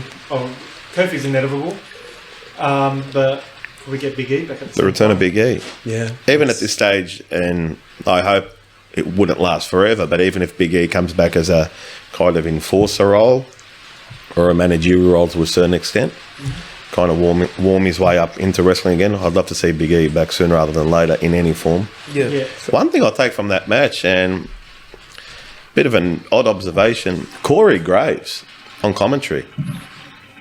He was really heel. I don't know if you guys really noticed. He was really heel. It's the first time I've heard Corey Graves for a while just absolute cheer on the heel and No, he does that and pretty stump often. on Xavier Woods. So I thought that was pretty good. So Corey Graves there was good at building up Dominic and everything like that. Like, he does do that a fair bit with every heel. He especially loves to talk up the Miz as well. Yeah. Every time the Miz is in the ring, Corey Graves will talk him up and tries to make him look good. But He has his favourites. yeah. Yeah. But then again, when the match finishes or anything like that, it's a lot like Jerry Lawler. Yeah. You love him. Yeah. You love Corey Graves. He's such a great commentator. Shame what happened in terms of his ability to wrestle and everything like that, but very good the way he is. Yeah. Very well spoken. I think it was a pretty good match by Xavier Woods. I feel like the more we see him away from the New Day, the more on his own we can get around to that. Woods still has a hell of a lot to offer, and that's the one thing I took from watching that match last Yeah, night. because like he can have a pretty good solo career if they choose to push him that way. Because he can work with pretty much anybody on the roster, and he's great on the mic as well. He's The fans tremendous. love him. He's I'll argue, very Johnson. underrated. I'll argue. He's the most talented out of the three. You know what? I agree. Yeah, I he's the agree most with talented out of the three. with Overall wrestling total ability. package out of the three, yeah, I'd agree. Yeah. Yeah. The other two may exceed in other ways, but he covers all grounds He's there. got that spark. Yeah. Good underdog. Yeah. Yeah, and he did have a pretty good match with And Dominic honestly, as well. because of his YouTube, similar to a certain someone I was in WWE in the past, Yeah. he's got his popularity just from YouTube alone. Zack Ryder. Yes. Yep. That was what I was thinking. Well, that's What's the it called? example. Long that- Island Ice Z. Yeah, that's the example that comes to mind. But yeah, they had a pretty solid match overall, and Dominic picked up the win because they're going to continue to have him looking good. And he just draws so much heat from the fans. Like, I think we were speaking about it before, where like with Roman, whenever he tried to speak, the fans would just boo him. Like after Mania, that's pretty much what Dominic gets now. That was a very loud reaction Yeah. from the crowd Yeah, when he started speaking. Every time he tries to speak, the crowd just completely drowns him out. Every time. And like, when was the last time we actually had a heel get that kind of reception? Been a from while. fans? It's been a very long time. Roman beating Taker. But Roman was the face. 6 years. But Roman was the face. So that's why I'm asking. Was the last time a heel got that kind of Brock reception? beating the streak. Well, but Paul Heyman completely destroyed the fans that night. Yeah. But here's the point: when does Dom carry his own without needing Rhea in his corner? Probably won't be for a while. I think they'll probably keep the storyline between them going for because like, They're a natural pair. they're a natural pair. Like They are. But I'm going to put my hand up here. What's the gimmick? Is it alluding that they're romantic, or is it Yeah. alluding that this bloke is replacing his mother? She turned him into a man. Well, right after Rhea had the promo with Natty, they're actually holding hands to the ring. I saw that. they're a But romantic that looked couple. like on it. I'm not saying you're wrong, but I'd argue it's like a little boy taking his mother's hand, especially after the whole thing that happened with Ray and Ray's wife's Angie. Or that's his sister. Angie's Ray's wife. Aaliyah is his sister. Yeah. I'd argue it's if you had to twist my arm, I'd say it's more of a mother and son than romantic. I don't know if that's a bit weird, but yeah. What are you saying, Kim? I was going to say, given that you say he's reminding you too much of Eddie as well, what about Eddie in China? Yeah, that's probably my first thought as well. It could No arguing there, especially to someone that can remember or has watched that video and that footage and those entertaining from now 21, 22, 23 years ago. That was very entertaining back then, the whole Mamacita gimmick. Yeah. And Mama, Mummy. Yeah. And then it all ended when Eddie said, like when he was caught with 2 other women, and he said, Owens 2 is always better than 1. That was in the Playboy Mansion. Yeah. You were waiting to get into the shower right after him, weren't you, John? I was too. Interesting. But maybe they'll probably do the same thing now. Maybe Rhea catches Dominic in the act with 2 other women. Yeah. Yeah. Besides the JD questionnaire that we had before, right after that would have been the first job match for Raw, Jobbers. which was We've gone back to Jinder 1995. Mahal, V, who's back on Raw, Indul Sheer. Indul Sheer. Yep, and Sanger, or Sanka, as they pronounce on the show. I liked it. Yeah. Yeah. I liked I was it. a I fan think this is too. the best thing for Jinder in a long Yeah. time. I love watching wrestlers be revitalised, Yeah.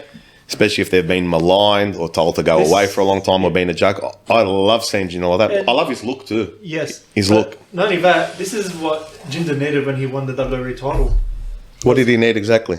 Not the Singh brothers. Yeah, that's it. If he was That's going to the have answer. henchmen, Yeah. he needed Exactly. If needed he two did big- that, he needed two would- guys like this. He would have held it to Mania. Yeah, he needed 2 goals like this. I think, once again, it gets, and I brought it up last week, and as entertaining as the Great Khali was, a lot of these guys get compared to the Great Khali. And I think Jinder literally suffered from that. Yeah. Especially when Khali literally came out in one of his matches to help. Yes. talking about Randy Orton. Yeah. Let's not forget that racist segment with Shinsuke as well. Yeah. Oh, that was terrible. Leading up to SummerSlam. that wasn't good. So I love, once again, not to repeat myself, I love to see wrestlers get revitalised. I love what's happening right now with Indashi, mainly for Jinder, but for the 2 other blokes as well. Not only that, we can even see a good potential rivalry between them and Imperium. And that'll be one hell of a match. Who would be the faces there? Imperium. Imperium would be. But would they turn them face? Nah. Maybe down the line. Maybe for that one A lot night of good only, things they in go store back for to heel Imperium. like they did with Judgment Day and Yeah. Usos. I liked what I saw from Indus Share. Like, was V Mahan and Sangha, however you pronounce his name? Sanger. Bakari For Sanger. actually for Sanger. Australian tongue, it's Sanger. Yeah. Like they actually looked. They were obviously up Impressive against job, physiques. but very impressive physiques. Like They've got a look they got a good look, and they had pretty good athleticism in the match as well. I think it was V without jumping. with the jump, Luthez. with the jump, like the jumping Luthez and the jumping elbow drop. He got like really good height on that, a and like solid tag team finisher, I might and add a as solid, well. really good tag team finish. So, like they both looked really good for what Yeah. they did, and maybe this is like a good thing for them if they're gonna. And given keep Jinder's them- age as well, it might be better that he's the leader of the group and wrestles Just have- the big matches. Yeah, I Well, like he's that not they. that old. I like that they've kept the connection with him and those guys from NXT. Yeah. Put them up together as well. Not just bring up the tag team by Yeah. themselves about Jinder. Yeah. It's And good that Jinder won. honestly, Jinder, Are they actually Indian? Yeah. The boys? Yeah, they are. Yes. Yeah. They are actually Indian. Yes. Good. yeah, it's not like So it's not Authors of appropriation. Pain where one was No. Afghan, I think. Yeah. Yes. Yeah, one of them was Arab, one of them was Indian. Indian. So it's not like when we found Sorry, out. Moroccan and Indian. Moroccan. So it's not like when we found out Yokozuna wasn't actually from Tokyo. Yeah, no. Okay. like these 2 guys are actually Indian. Yeah. Very good. Yeah. And I think it was actually a good start for a Jinder debut too. Yeah. Yeah. I'm sure those jobbers will go on to break the tag team championship records one day. What happened after that would have been KO Sami versus Imperium was announced next week, where they had a little interaction backstage. Yep. I think we'll go to that a little bit later, but yeah, it's showing that Sami and KO having a big target on their back now. Yep. Yeah, like the walls are closing in. The greater reward, the heavier the Yeah. target. I thought it was good because, once again, like a lot of questions we had after Mania, after they won titles, is, and we knew that the draft would be impending soon after Mania, even though it was announced after Mania, is what's going to happen with what's going to happen with Sami, what's going to happen with KO. They're going to disassociate from the bloodline, all that. We got that match at Mania, we got that match at Backlash, I beg your pardon, after the match at Mania. So to see them go on like this, going up against Solo and Roman at Backlash, at, I beg your pardon, Night of Champions, it's certainly something to look forward to. Freshens it up. Yeah. It's a big target. Yeah, it's just They're everywhere right so now. big target. We'll get into it a bit later, but yeah, and not long after that, after I think we got the history buff. Yeah. Did we get the history buff after that? Cody Rhodes? Yes, of course. That's what I was going to get to right after the break about the Cody promo about Brock Lesnar. And he cut a really good promo as well. It's always a good promo, no matter what he does. Let him talk yeah. about French fries, what he cares. It'd be a decent promo. He loves his Wikipedia, but he brought up Starcade being... Yeah. He brought up Starcade being in that arena. He brought up the story about the scorpion and the frog. Yeah, I've heard that story before. That's a story... Did you say it was the snake and the frog? That's a story. No, well, that's a story to anyone that's watched it. To give a bit of context, that's a story about a snake being injured, being hit by a car, and a woman taking the snake in off the side of the road and taking care of the snake, and then the snake ends up turning around and biting the woman. And as the woman's about to pass away, the woman says to the snake, "Why'd you do that for? I took you in, I took care of you, and I nourished you." The snake then turned around to the woman and said, "But you knew my nature all along. I was a snake." So that was likened to Brock Lesnar and Cody the night after Mania, where Cody took him on as a tag team partner, and we'd even get the bill. Did we get the bill? I don't think we even got the bill. We didn't get the We just got the announcement of the names. That was it. And then 15 to 20 minutes of, probably not 20, but a good 10 to 15 almost of Brock beating the holy you know what out of Cody. Yep, and then Cody said the reason why he did that is because of the fact Brock's a predator. He likes to prey. He likes to prey on his victims, and that's why he alluded to the frog and the scorpion. The frog and the scorpion. Yeah, it was like a really good analogy. I like that promo a lot. I like a bit of long-term booking. I have seen nothing since WrestleMania to tell me that it's not going to be Cody versus Roman at WrestleMania 40. At the moment, I feel like that's the way it's going. Yeah. Long way to go. Yeah. Long way to go. Especially in the Raw after the Backlash. He's always going back to finishing his story. Yep. Yeah. So as long as we keep hearing that, I feel like that's the way we're going. Yeah. I think one thing it alludes to too is that I don't think it's going to be over at Night of Champions. I can see Brock winning, but I think we're going to get that blow off. Yeah, I think we're going to get that blow off maybe at Money in the Bank. Either that or SummerSlam. Or SummerSlam. And here's the question as well. With Cody finishing his story, is it for the World Heavyweight title or is it for... Oh, it has to be Roman. It has to be Roman in that title. Undisputed Universal And that's the Championship. next big question as well. How does he get to Roman never done separate brands? I think it goes back to the Rumble. Does he win the Rumble again, back to back? Sean won it in 95, 96. Austin did it 97, And 98. Hogan did it as well. Hogan did it early 90s. Austin had it taken off him in 97 though. No. No. No, that was 99, wasn't it? In 99, The Rock cost him. The Yeah, but template, Austin never went to the main event no, in 97. but the formula, it wasn't a directly to Mania. Directly to Mania was the year after, in 98. That's when they started that. You remember they had the Fatal 4-Way, the Final 4. We'll go on to In Your House in between. Yeah, but why that Final Four was established is because there was a commotion there with Brett and Stone Cold at the end of that Rumble. Austin was originally eliminated. Yeah. So that's why we got that. But the Rumble, that Rumble, and previously that had been a shot at Mania. It had. Yeah. Sean in 95 won the Rumble, lost to Diesel. Sean 96 won the Rumble and beat Bret. And actually, Cam brought up a good point there. A lot of people think, not so much a Mandela effect, but knee-jerk reaction that Stone Cold actually won the 99 Rumble because he went on against The Rock at WrestleMania and beat him when it was actually Vince McMahon. It was Vince McMahon who won a lot the of people Rumble. think Stone Cold won 3 Rumbles in a row when he only won the 2. Yeah, it was Vince McMahon. He won the Rumble in '99, and then I think wasn't Sean the commissioner at the time, and then he gave No. Because so, Vince, he got him put Vince on the line. relinquished his championship shot against The Rock at Mania. Said, you don't have to wrestle me. And then, so there's that, Sean and Austin were... At St. Valentine's Day Massacre. St. Valentine's Day Massacre, yeah, that's right. Actually, we actually had 3 out of 4 Rumbles in a row there where there was controversy. 97, 99 and 2000 with the whole Rock and Big Show thing. Yes. Which was actually, they had to actually play on that because people saw the Rock's feet hit the ground first. So they actually had to turn that into a storyline. So I can see Cody there. There is justification for Cody not winning it. Yeah, not only that, they actually put a similar storyline in SmackDown Here Comes the Pain. Which one was that? The one with Brock Lesnar on the cover. Yes. What was a Rumble storyline there? Yeah, so like that. So you become the final 2 in the Rumble. And if you actually eliminate the last person, you both fall out at the same time, and it goes into a big storyline. And little did they know what would happen 2 years later with Brock and Cena. Batista and Cena. Yeah, so accidents happen, but it leads to good storylines by the looks of it. Yeah, overall, I think... Overall, I don't think... Cody's Cody. Yeah. He hasn't put a foot wrong since Mania. Probably the best on the mic. Yeah, he's the best face at the moment either, as well. Yeah, he's the reactions that he's still getting now. Equals Rollins. Maybe sometimes even a bit more than Rollins. Sometimes.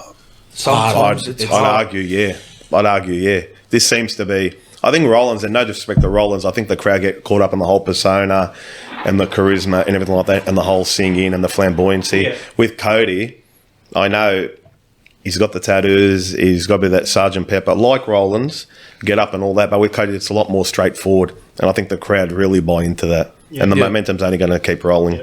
And he's got the best babyface promos where Yeah. people can connect to it and live by it, because he's trying to do this for his dad. Blue collar. Yeah, very relatable. Yeah. Next up after that promo is for someone that I actually got big hopes for on the main roster, which is Zoe Stark. Yes. Teasing her next match with Candice LeRae, Yes. which doesn't bother me, but with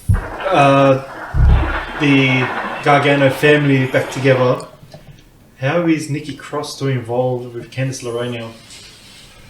Yeah, I don't hope. I hope they don't throw in random members for the way. No. I think they should keep it the original Keep NXT the for, yeah. and if Ciampa Ciampa comes- wants to join, that's natural. That's natural. But not forcing a main roster talent. Yeah. It wasn't associated with anybody on NXT days. But yeah, I feel like Nikki's just getting lost in the shuffle there now. I think she's been lost in the shuffle for a long Maybe. time now. Maybe hopefully if the rumours were true from back in Rumble, or even before Rumble, that Eric Young was meant to be coming, bring back Sanity. Yeah, I remember that. But like that's the thing where Eric Young even returned Yeah. because we haven't seen or heard anything about what Even even since Killian Dane's like, oh, I'll come back there to help my wife. That's right. Yeah. So he even put a post out the other week too about it. So I was going to see what, I don't know if it's the main takeaway from that segment, but what they are going to do with Nikki. Oh, I don't. and she's back to her cross gimmick, and she's gone back down the slumps, even though that's her best gimmick, better than her superhero. The loner. Yeah. Yeah. So poor Nikki, but Yeah, I I think feel you like said it I right. feel like she's one of the few that's not getting treated. Lost in the shuffle. Yeah. Yeah. And it's very unfortunate. Yeah. Next up was the big surprise of a return after since Mania was the Raquel vs Chelsea match, with Raquel winning, but not long after that was a return from some WrestleMania winners, Yeah. which was Ronda and Shayna attacking Raquel. Got them back. We already knew that was going to happen sooner or later. Yep. But yeah, I guess it's sort of good to see Ronda and Shayna back. On It the is, TV. yeah. It's like they can draw heat from the crowd. They can get a good, like a negative reaction. Just Ronda's existence. Yeah, like Ronda's existence just triggers Yeah, many a fan. I think maybe it took a year. Mhm. The fans turned on her, got over it. Yeah. Or was it the Survivor Series against Charlotte? That where was- Charlotte finally went nuts. Yeah, that was when the crowd first turned on her and she couldn't handle it. That's, And her comments, Yeah, when she said like, "Oh fuck these fans, dude." in kayfabe and in real life haven't helped her either. No. I'm actually surprised she's still there, but you can't beat a good payday. I thought Raquel looked very strong there. Yeah, yeah. Raquel is a potential women's champion sooner Yep. or later. Oh, I think it's natural progression. powerhouse. No She's a argument there. powerhouse. And like she's a really good worker as well. And who want to see her versus Rhea later on down the Probably track? she's the one that matches up to Rhea in Yeah, size. she's probably the only, and she's bigger than Rhea. She's Well, taller that's it. It's an early call, but I'm going to give Raquel the Rumble winner this for year. next I year. wouldn't mind that at all. I don't I'd think, have no arguments. I don't think anybody would say no to that because she's awesome, and the crowd loves her too. Yeah. Except for the back flexing on every entrance. Well, she's got to show it off. The smile gets me because she never did it at NXT. Yeah, That angry look that she had. That's that it. heel look. It went with the back flexing. because of this. The smile with the back flexing Yeah. is just, what way do you want us to feel here? Yeah. The women can be polarising when they come up from NXT. yes, They're not handled exactly. If we look at, but more what I mean is if you look at Rhea in NXT compared to Rhea now, to see a woman change like that, it's just polarizing, and it gets people interested. And it's like, oh my god, that's her.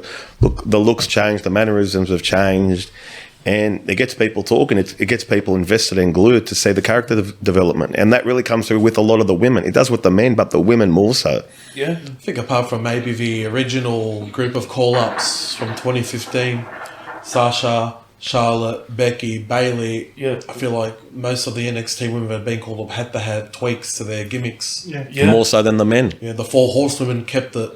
Yeah, kept they're, the same. they're the ones that pretty much kept the same. Yeah, Charlotte, Charlotte, yeah. Sasha, Bailey, Becky.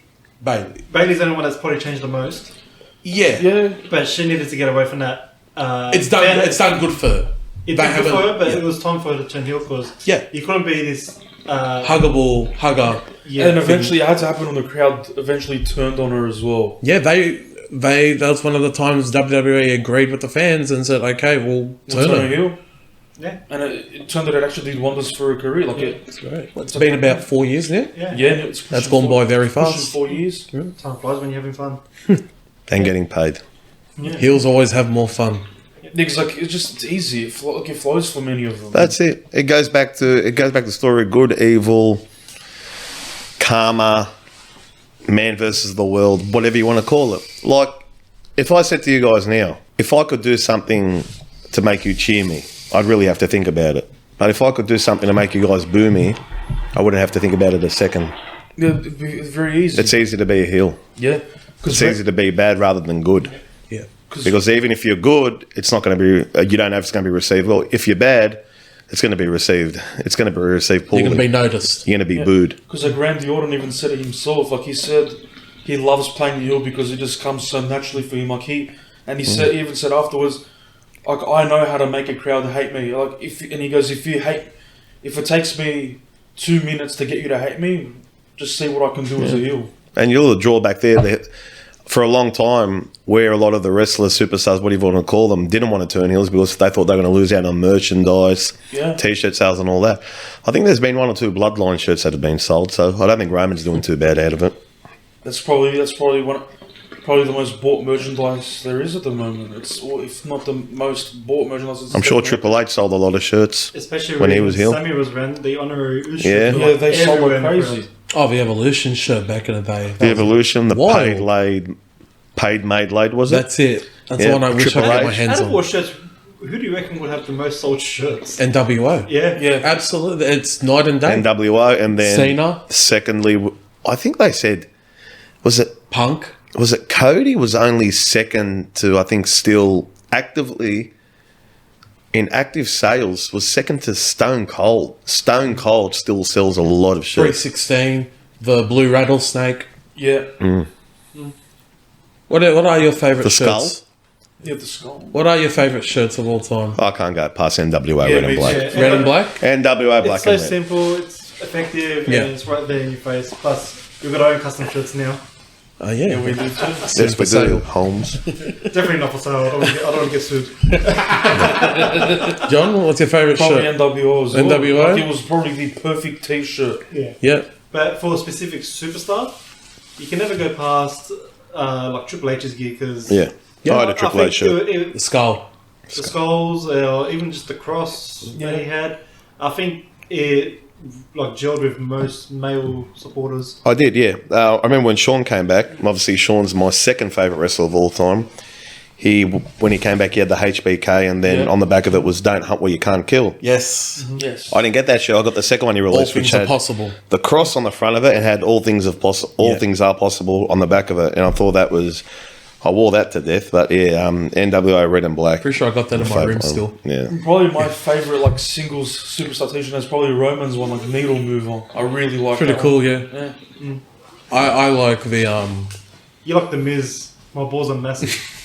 art imitating real life. My favourite one's probably Eat, Sleep, Break the Streak. Oh, I like that. That as was well. it. What the only shirt I ever had as a kid, I still loved it to this day, was the old Wolfpack shirt. It was a red shirt with the actual wolf. I've got that. Yeah. I've got that one, yeah. I used to have it as a kid. I used to I picked it up when I was over in LA. I used to wear it like every once a week at least. Guaranteed. Actually, Yeah. just quickly, when you said you also like Brock's Eat, Sleep, Break the Streak, I like the one that was Eat, Sleep, Conquer, John Cena. Or was it Conquer the Streak? Conquer the streak. Conquer the streak, And then that's eventually it. changed it to Conquer John Yeah. Cena. It became it's On the become Suplex such City. it's become Brock's become such a cult phenomenon with his shirts, catchphrase, Suplex City, eat, sleep, break the streak, the Conquer, F5 repeat. the Beast Incarnate. Oh my God, you want to talk about merchandise sales? I'll have to say when it's all said and done. That's actually Him, another good example, What's the top which line? actually goes with the male crowd, was even Brock Lesnar's gear. Yeah. His back tattooed on the shirt Yeah. and stuff. Yeah. Ultra male. Yeah. Ultra male, that's what it is. Yeah. Brave stuff, a hit and miss. Yeah. Just to finish this up quickly, there was a little segment with Imperium shaking hands with Paul Heyman before the main event. Now, what the hell was that all about? I do not know, but There's a lot of arcs in it this could story. even lead to Paul Heyman looking after Imperium, That's but the they don't thing. need it. You know don't what it's know all when. reminded me of? It's reminding me of the Attitude Era. Yeah. Unholy alliances. Yes. Unholy I alliances. think, Mercenaries. Corey Graves even said that on commentary. He said the Did he? keyword unholy alliances. Oh yeah, I got to admit, I think that might have played into my front lobe. Then unholy alliances every week, which I'm a big fan of, because at the Attitude Era, you never knew how the show was going to finish, who was going to run in for someone, and I understand, and I'm the first one to criticise it. There is overbooking; it can be overdone, and there can be matches and run-ins for the sake of it. But I was really a fan of that. I was really a fan of seeing the crossover with Paul Heyman, one of the heads of the Bloodline, the managerial head of the Bloodline, and Imperium. Yeah. Interesting to see where that goes. Yeah. We can get some new Paul Heyman guys. That's Is that But it's the thing, like, would Imperium even need Paul Heyman? well? Don't. Not Imperium, Gunther. I think Gunther's fine on the mic the way he is. But he has his own mouthpiece He's got- within Imperium. He's already got Who? Ludwig Kaiser. No, I'm talking about if Imperium ever split. I don't know. Gunther doesn't need to talk. He doesn't need to. Well, It reminds me of Lesnar. if he doesn't need to talk, and it reminds you of Lesnar, Well, but then Yeah, put I Paul know, Heyman but with him. just another point where he's just... He needs a But he's mouthpiece more then. about the in-ring than Brock is about a payday. Yeah. and like the thing is, Brock like, was a mercenary. yeah, and just like to quickly add, like if you were mentioning that Gunther would need a mouthpiece, and that's why Paul Heyman could be there. Yep. It's pretty obvious who's going to be the next mouthpiece, like who the next guy Paul Heyman's going to be the mouthpiece for. It's going to be Solo, which they keep hinting. That's I true. feel like that's natural. Natural Yeah, progression. like I there. think, I don't think he will go to Gunther. I think the next guy Paul Heyman will eventually manager will be More or less Solo. likely to be Solo. Yeah, But, yeah, Heyman can go anywhere and turn anyone into a star. yeah, he can. But I personally don't Except think. So Ryback. Curtis Axel. Oh jeez. Ryback Axel. There we go. Yeah. We'll go straight into the main event and try to finish up this because we're going on to 1 minute and 50 now. 1 hour and 50, not 1 Only a minute minute. 50. The time flies in 1 minute 50, doesn't it? We had the Judgment Day vs. KO and Sami, which was Finn and Damon in the match. Yep. Pretty much KO and Sami got the better hand early in the match.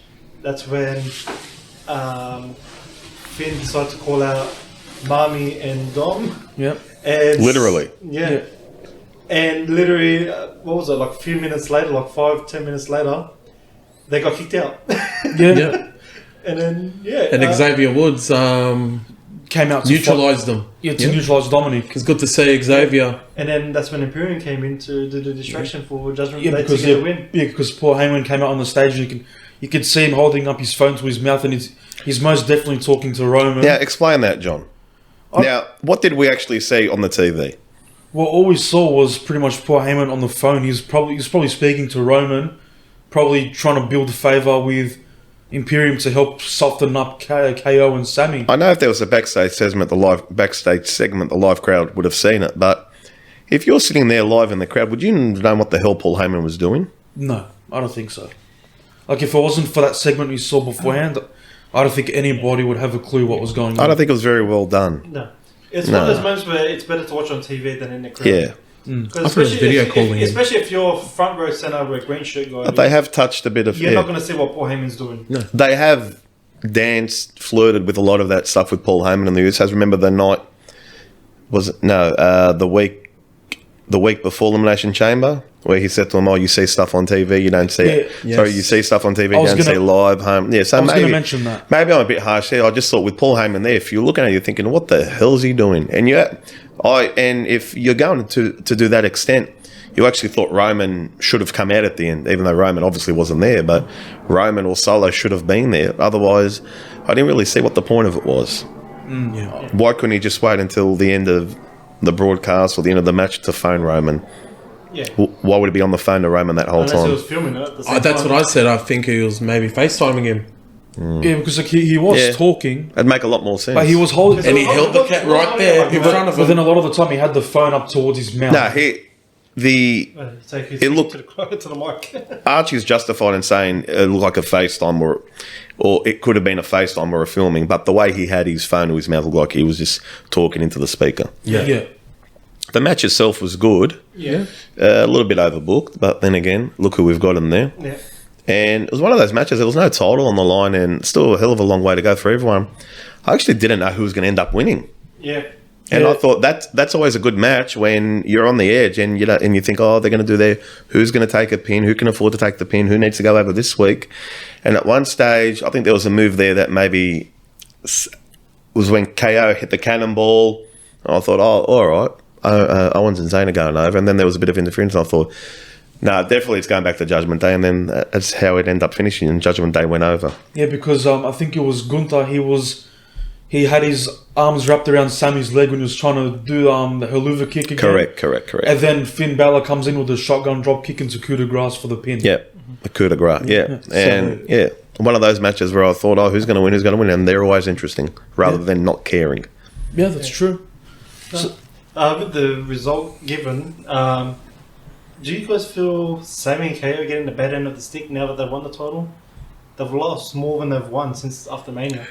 Well, this is what I was going to say about the post-match recap. If it's taking 3 sets of people Tag teams. to stop you, you are kept very strong.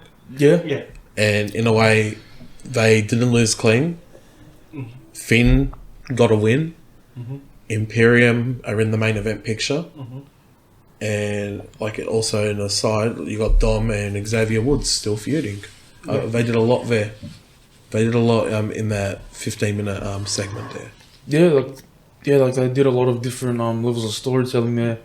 And I agree with Archie when he was saying if you've got 3 different sets of groups coming after you, and I think you're being booked pretty strong. I don't think Sami and KO are getting the short end of the stick I because just feel like the target's bigger on their back. like they just got a huge target on their back. They've got like the Bloodline, Imperium, and Judgment Day coming for them.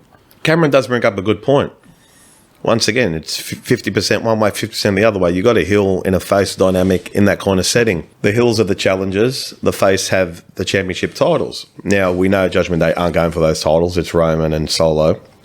That's where the whole Paul Heyman thing comes into it. So, I guess it's more of who needs a win rather than who doesn't need a win. Now, you can argue there, did the Judgment Day really need to beat Sami and KO? Probably not. However, Archie's right, interference is justified. Yeah. I mean, that's why they're all still cheering Cody every week because Solo came out and put a thumb in his throat at WrestleMania. If Roman beat Cody clean 1, 2, 3, I can tell you now, as much as we all like Cody Rhodes, some more than others, there wouldn't be this reaction every week. Yeah. I'll tell you something quickly before we go on. Would you know that there was a tag team match between Hogan and Rock at WrestleMania 18 on the Raw beforehand?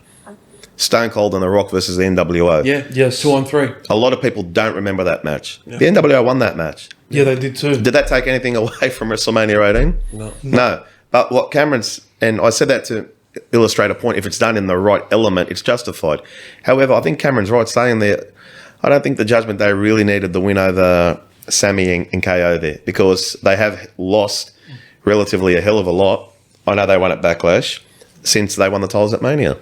And one thing that can really, not so much devalue, but one thing that can take the shine off a champion, especially after WrestleMania, is have them not win as often. Yeah.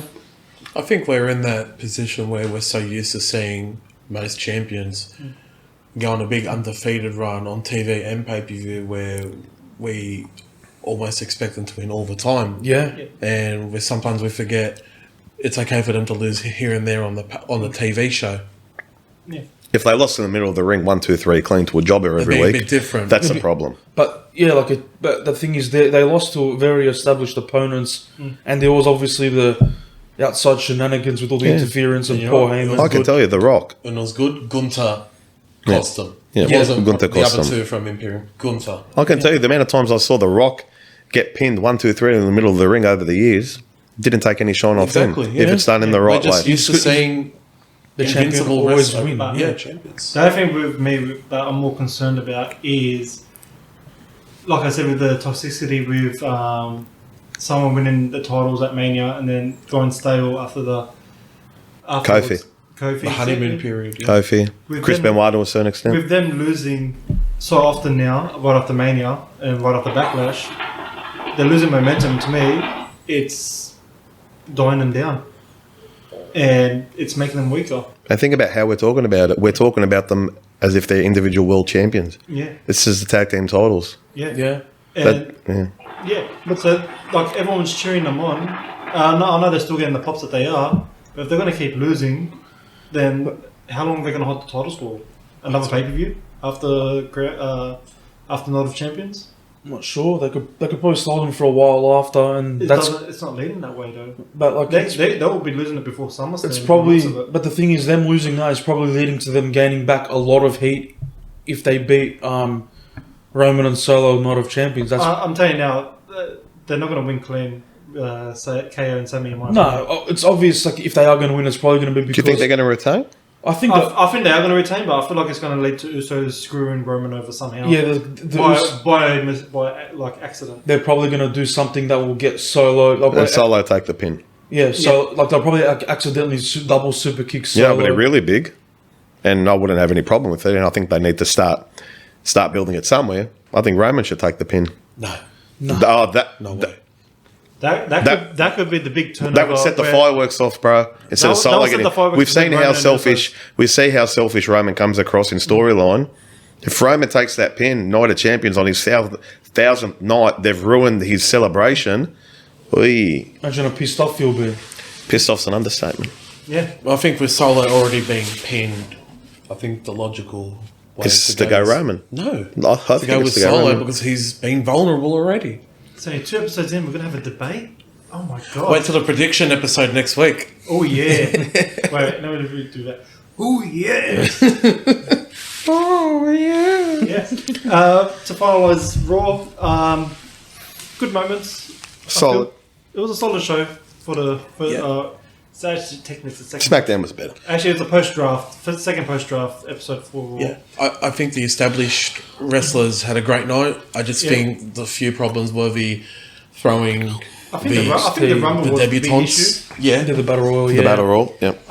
Natty trying to become relevant, I feel, was another issue. again, relevant again, like trying to again. Trying to. Yeah, that's the problem. And it's like, I'm not disrespecting Natty.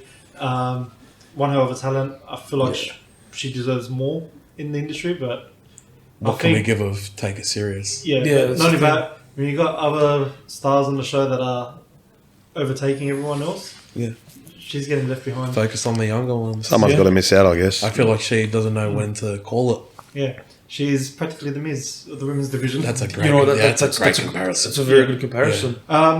After that match, they announced that Brock and Cody will be face to face again next week. Yes. Yep. As well, we're gonna have Trish and Becky with a contract signing for Raw as well. Cool. And there was actually a little graphic in the bottom right-hand side before they went off air showing other wrestlers that would appear on the show. Did anyone else see that? I did It was in the bottom right-hand side of the bottom right-hand corner of the telecast and showed other wrestlers that will be appearing on Raw next week. I thought that was interesting. It's probably a good way to build hype for next week's show. Well, I mean, if you had, going back to SmackDown where we all started this podcast, if you had Michael Cole said that it was arguably, or they had to see the finals or something, the most attended SmackDown in Nashville, they're obviously doing something right. Yeah. Very good going ahead. Definitely. But yeah, I think that's a wrap up for tonight. Sweet as. I think it was a good episode today. Thank you for joining us, was. guys. Thank you. Thank you very much. For everyone that listened for the whole 2 hours and 2.5 minutes. Give us your thoughts of the past SmackDown and Raw. Let us know how you feel. We'll do another recording next Wednesday. Probably give our predictions, hopefully. Yes. Once we get more announced matches, maybe a last minute Omos announcement. Oh, jeez. Maybe Bray Wyatt's going to come back with a candle or something. Oh, He'll God. hold his organ into a lamp or something. Well, apparently he's had to have... Did you internal get the organs- joke there or not? What'd you say? About the internal, the meme about the internal organs. Did you get the joke or not? I just think it was like horror. It's because an article came out the day before saying internal problems at WWE regarding Bray Wyatt. Some bloke's gone and said Bray Wyatt's had his internal organs from. Shouldn't laugh, I but think someone took that serious in one of the chats that got posted in.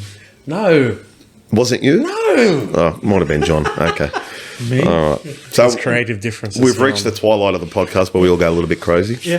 Did you want to finish off with your like and subscribe again? Like and subscribe, guys. Remember, I'm out on the street, so take your parents' credit card, your grandparents, your boss, your employer, John McMillan's credit card details, and like and subscribe away. Yeah, guys, please. I smoked blonde leaf tonight.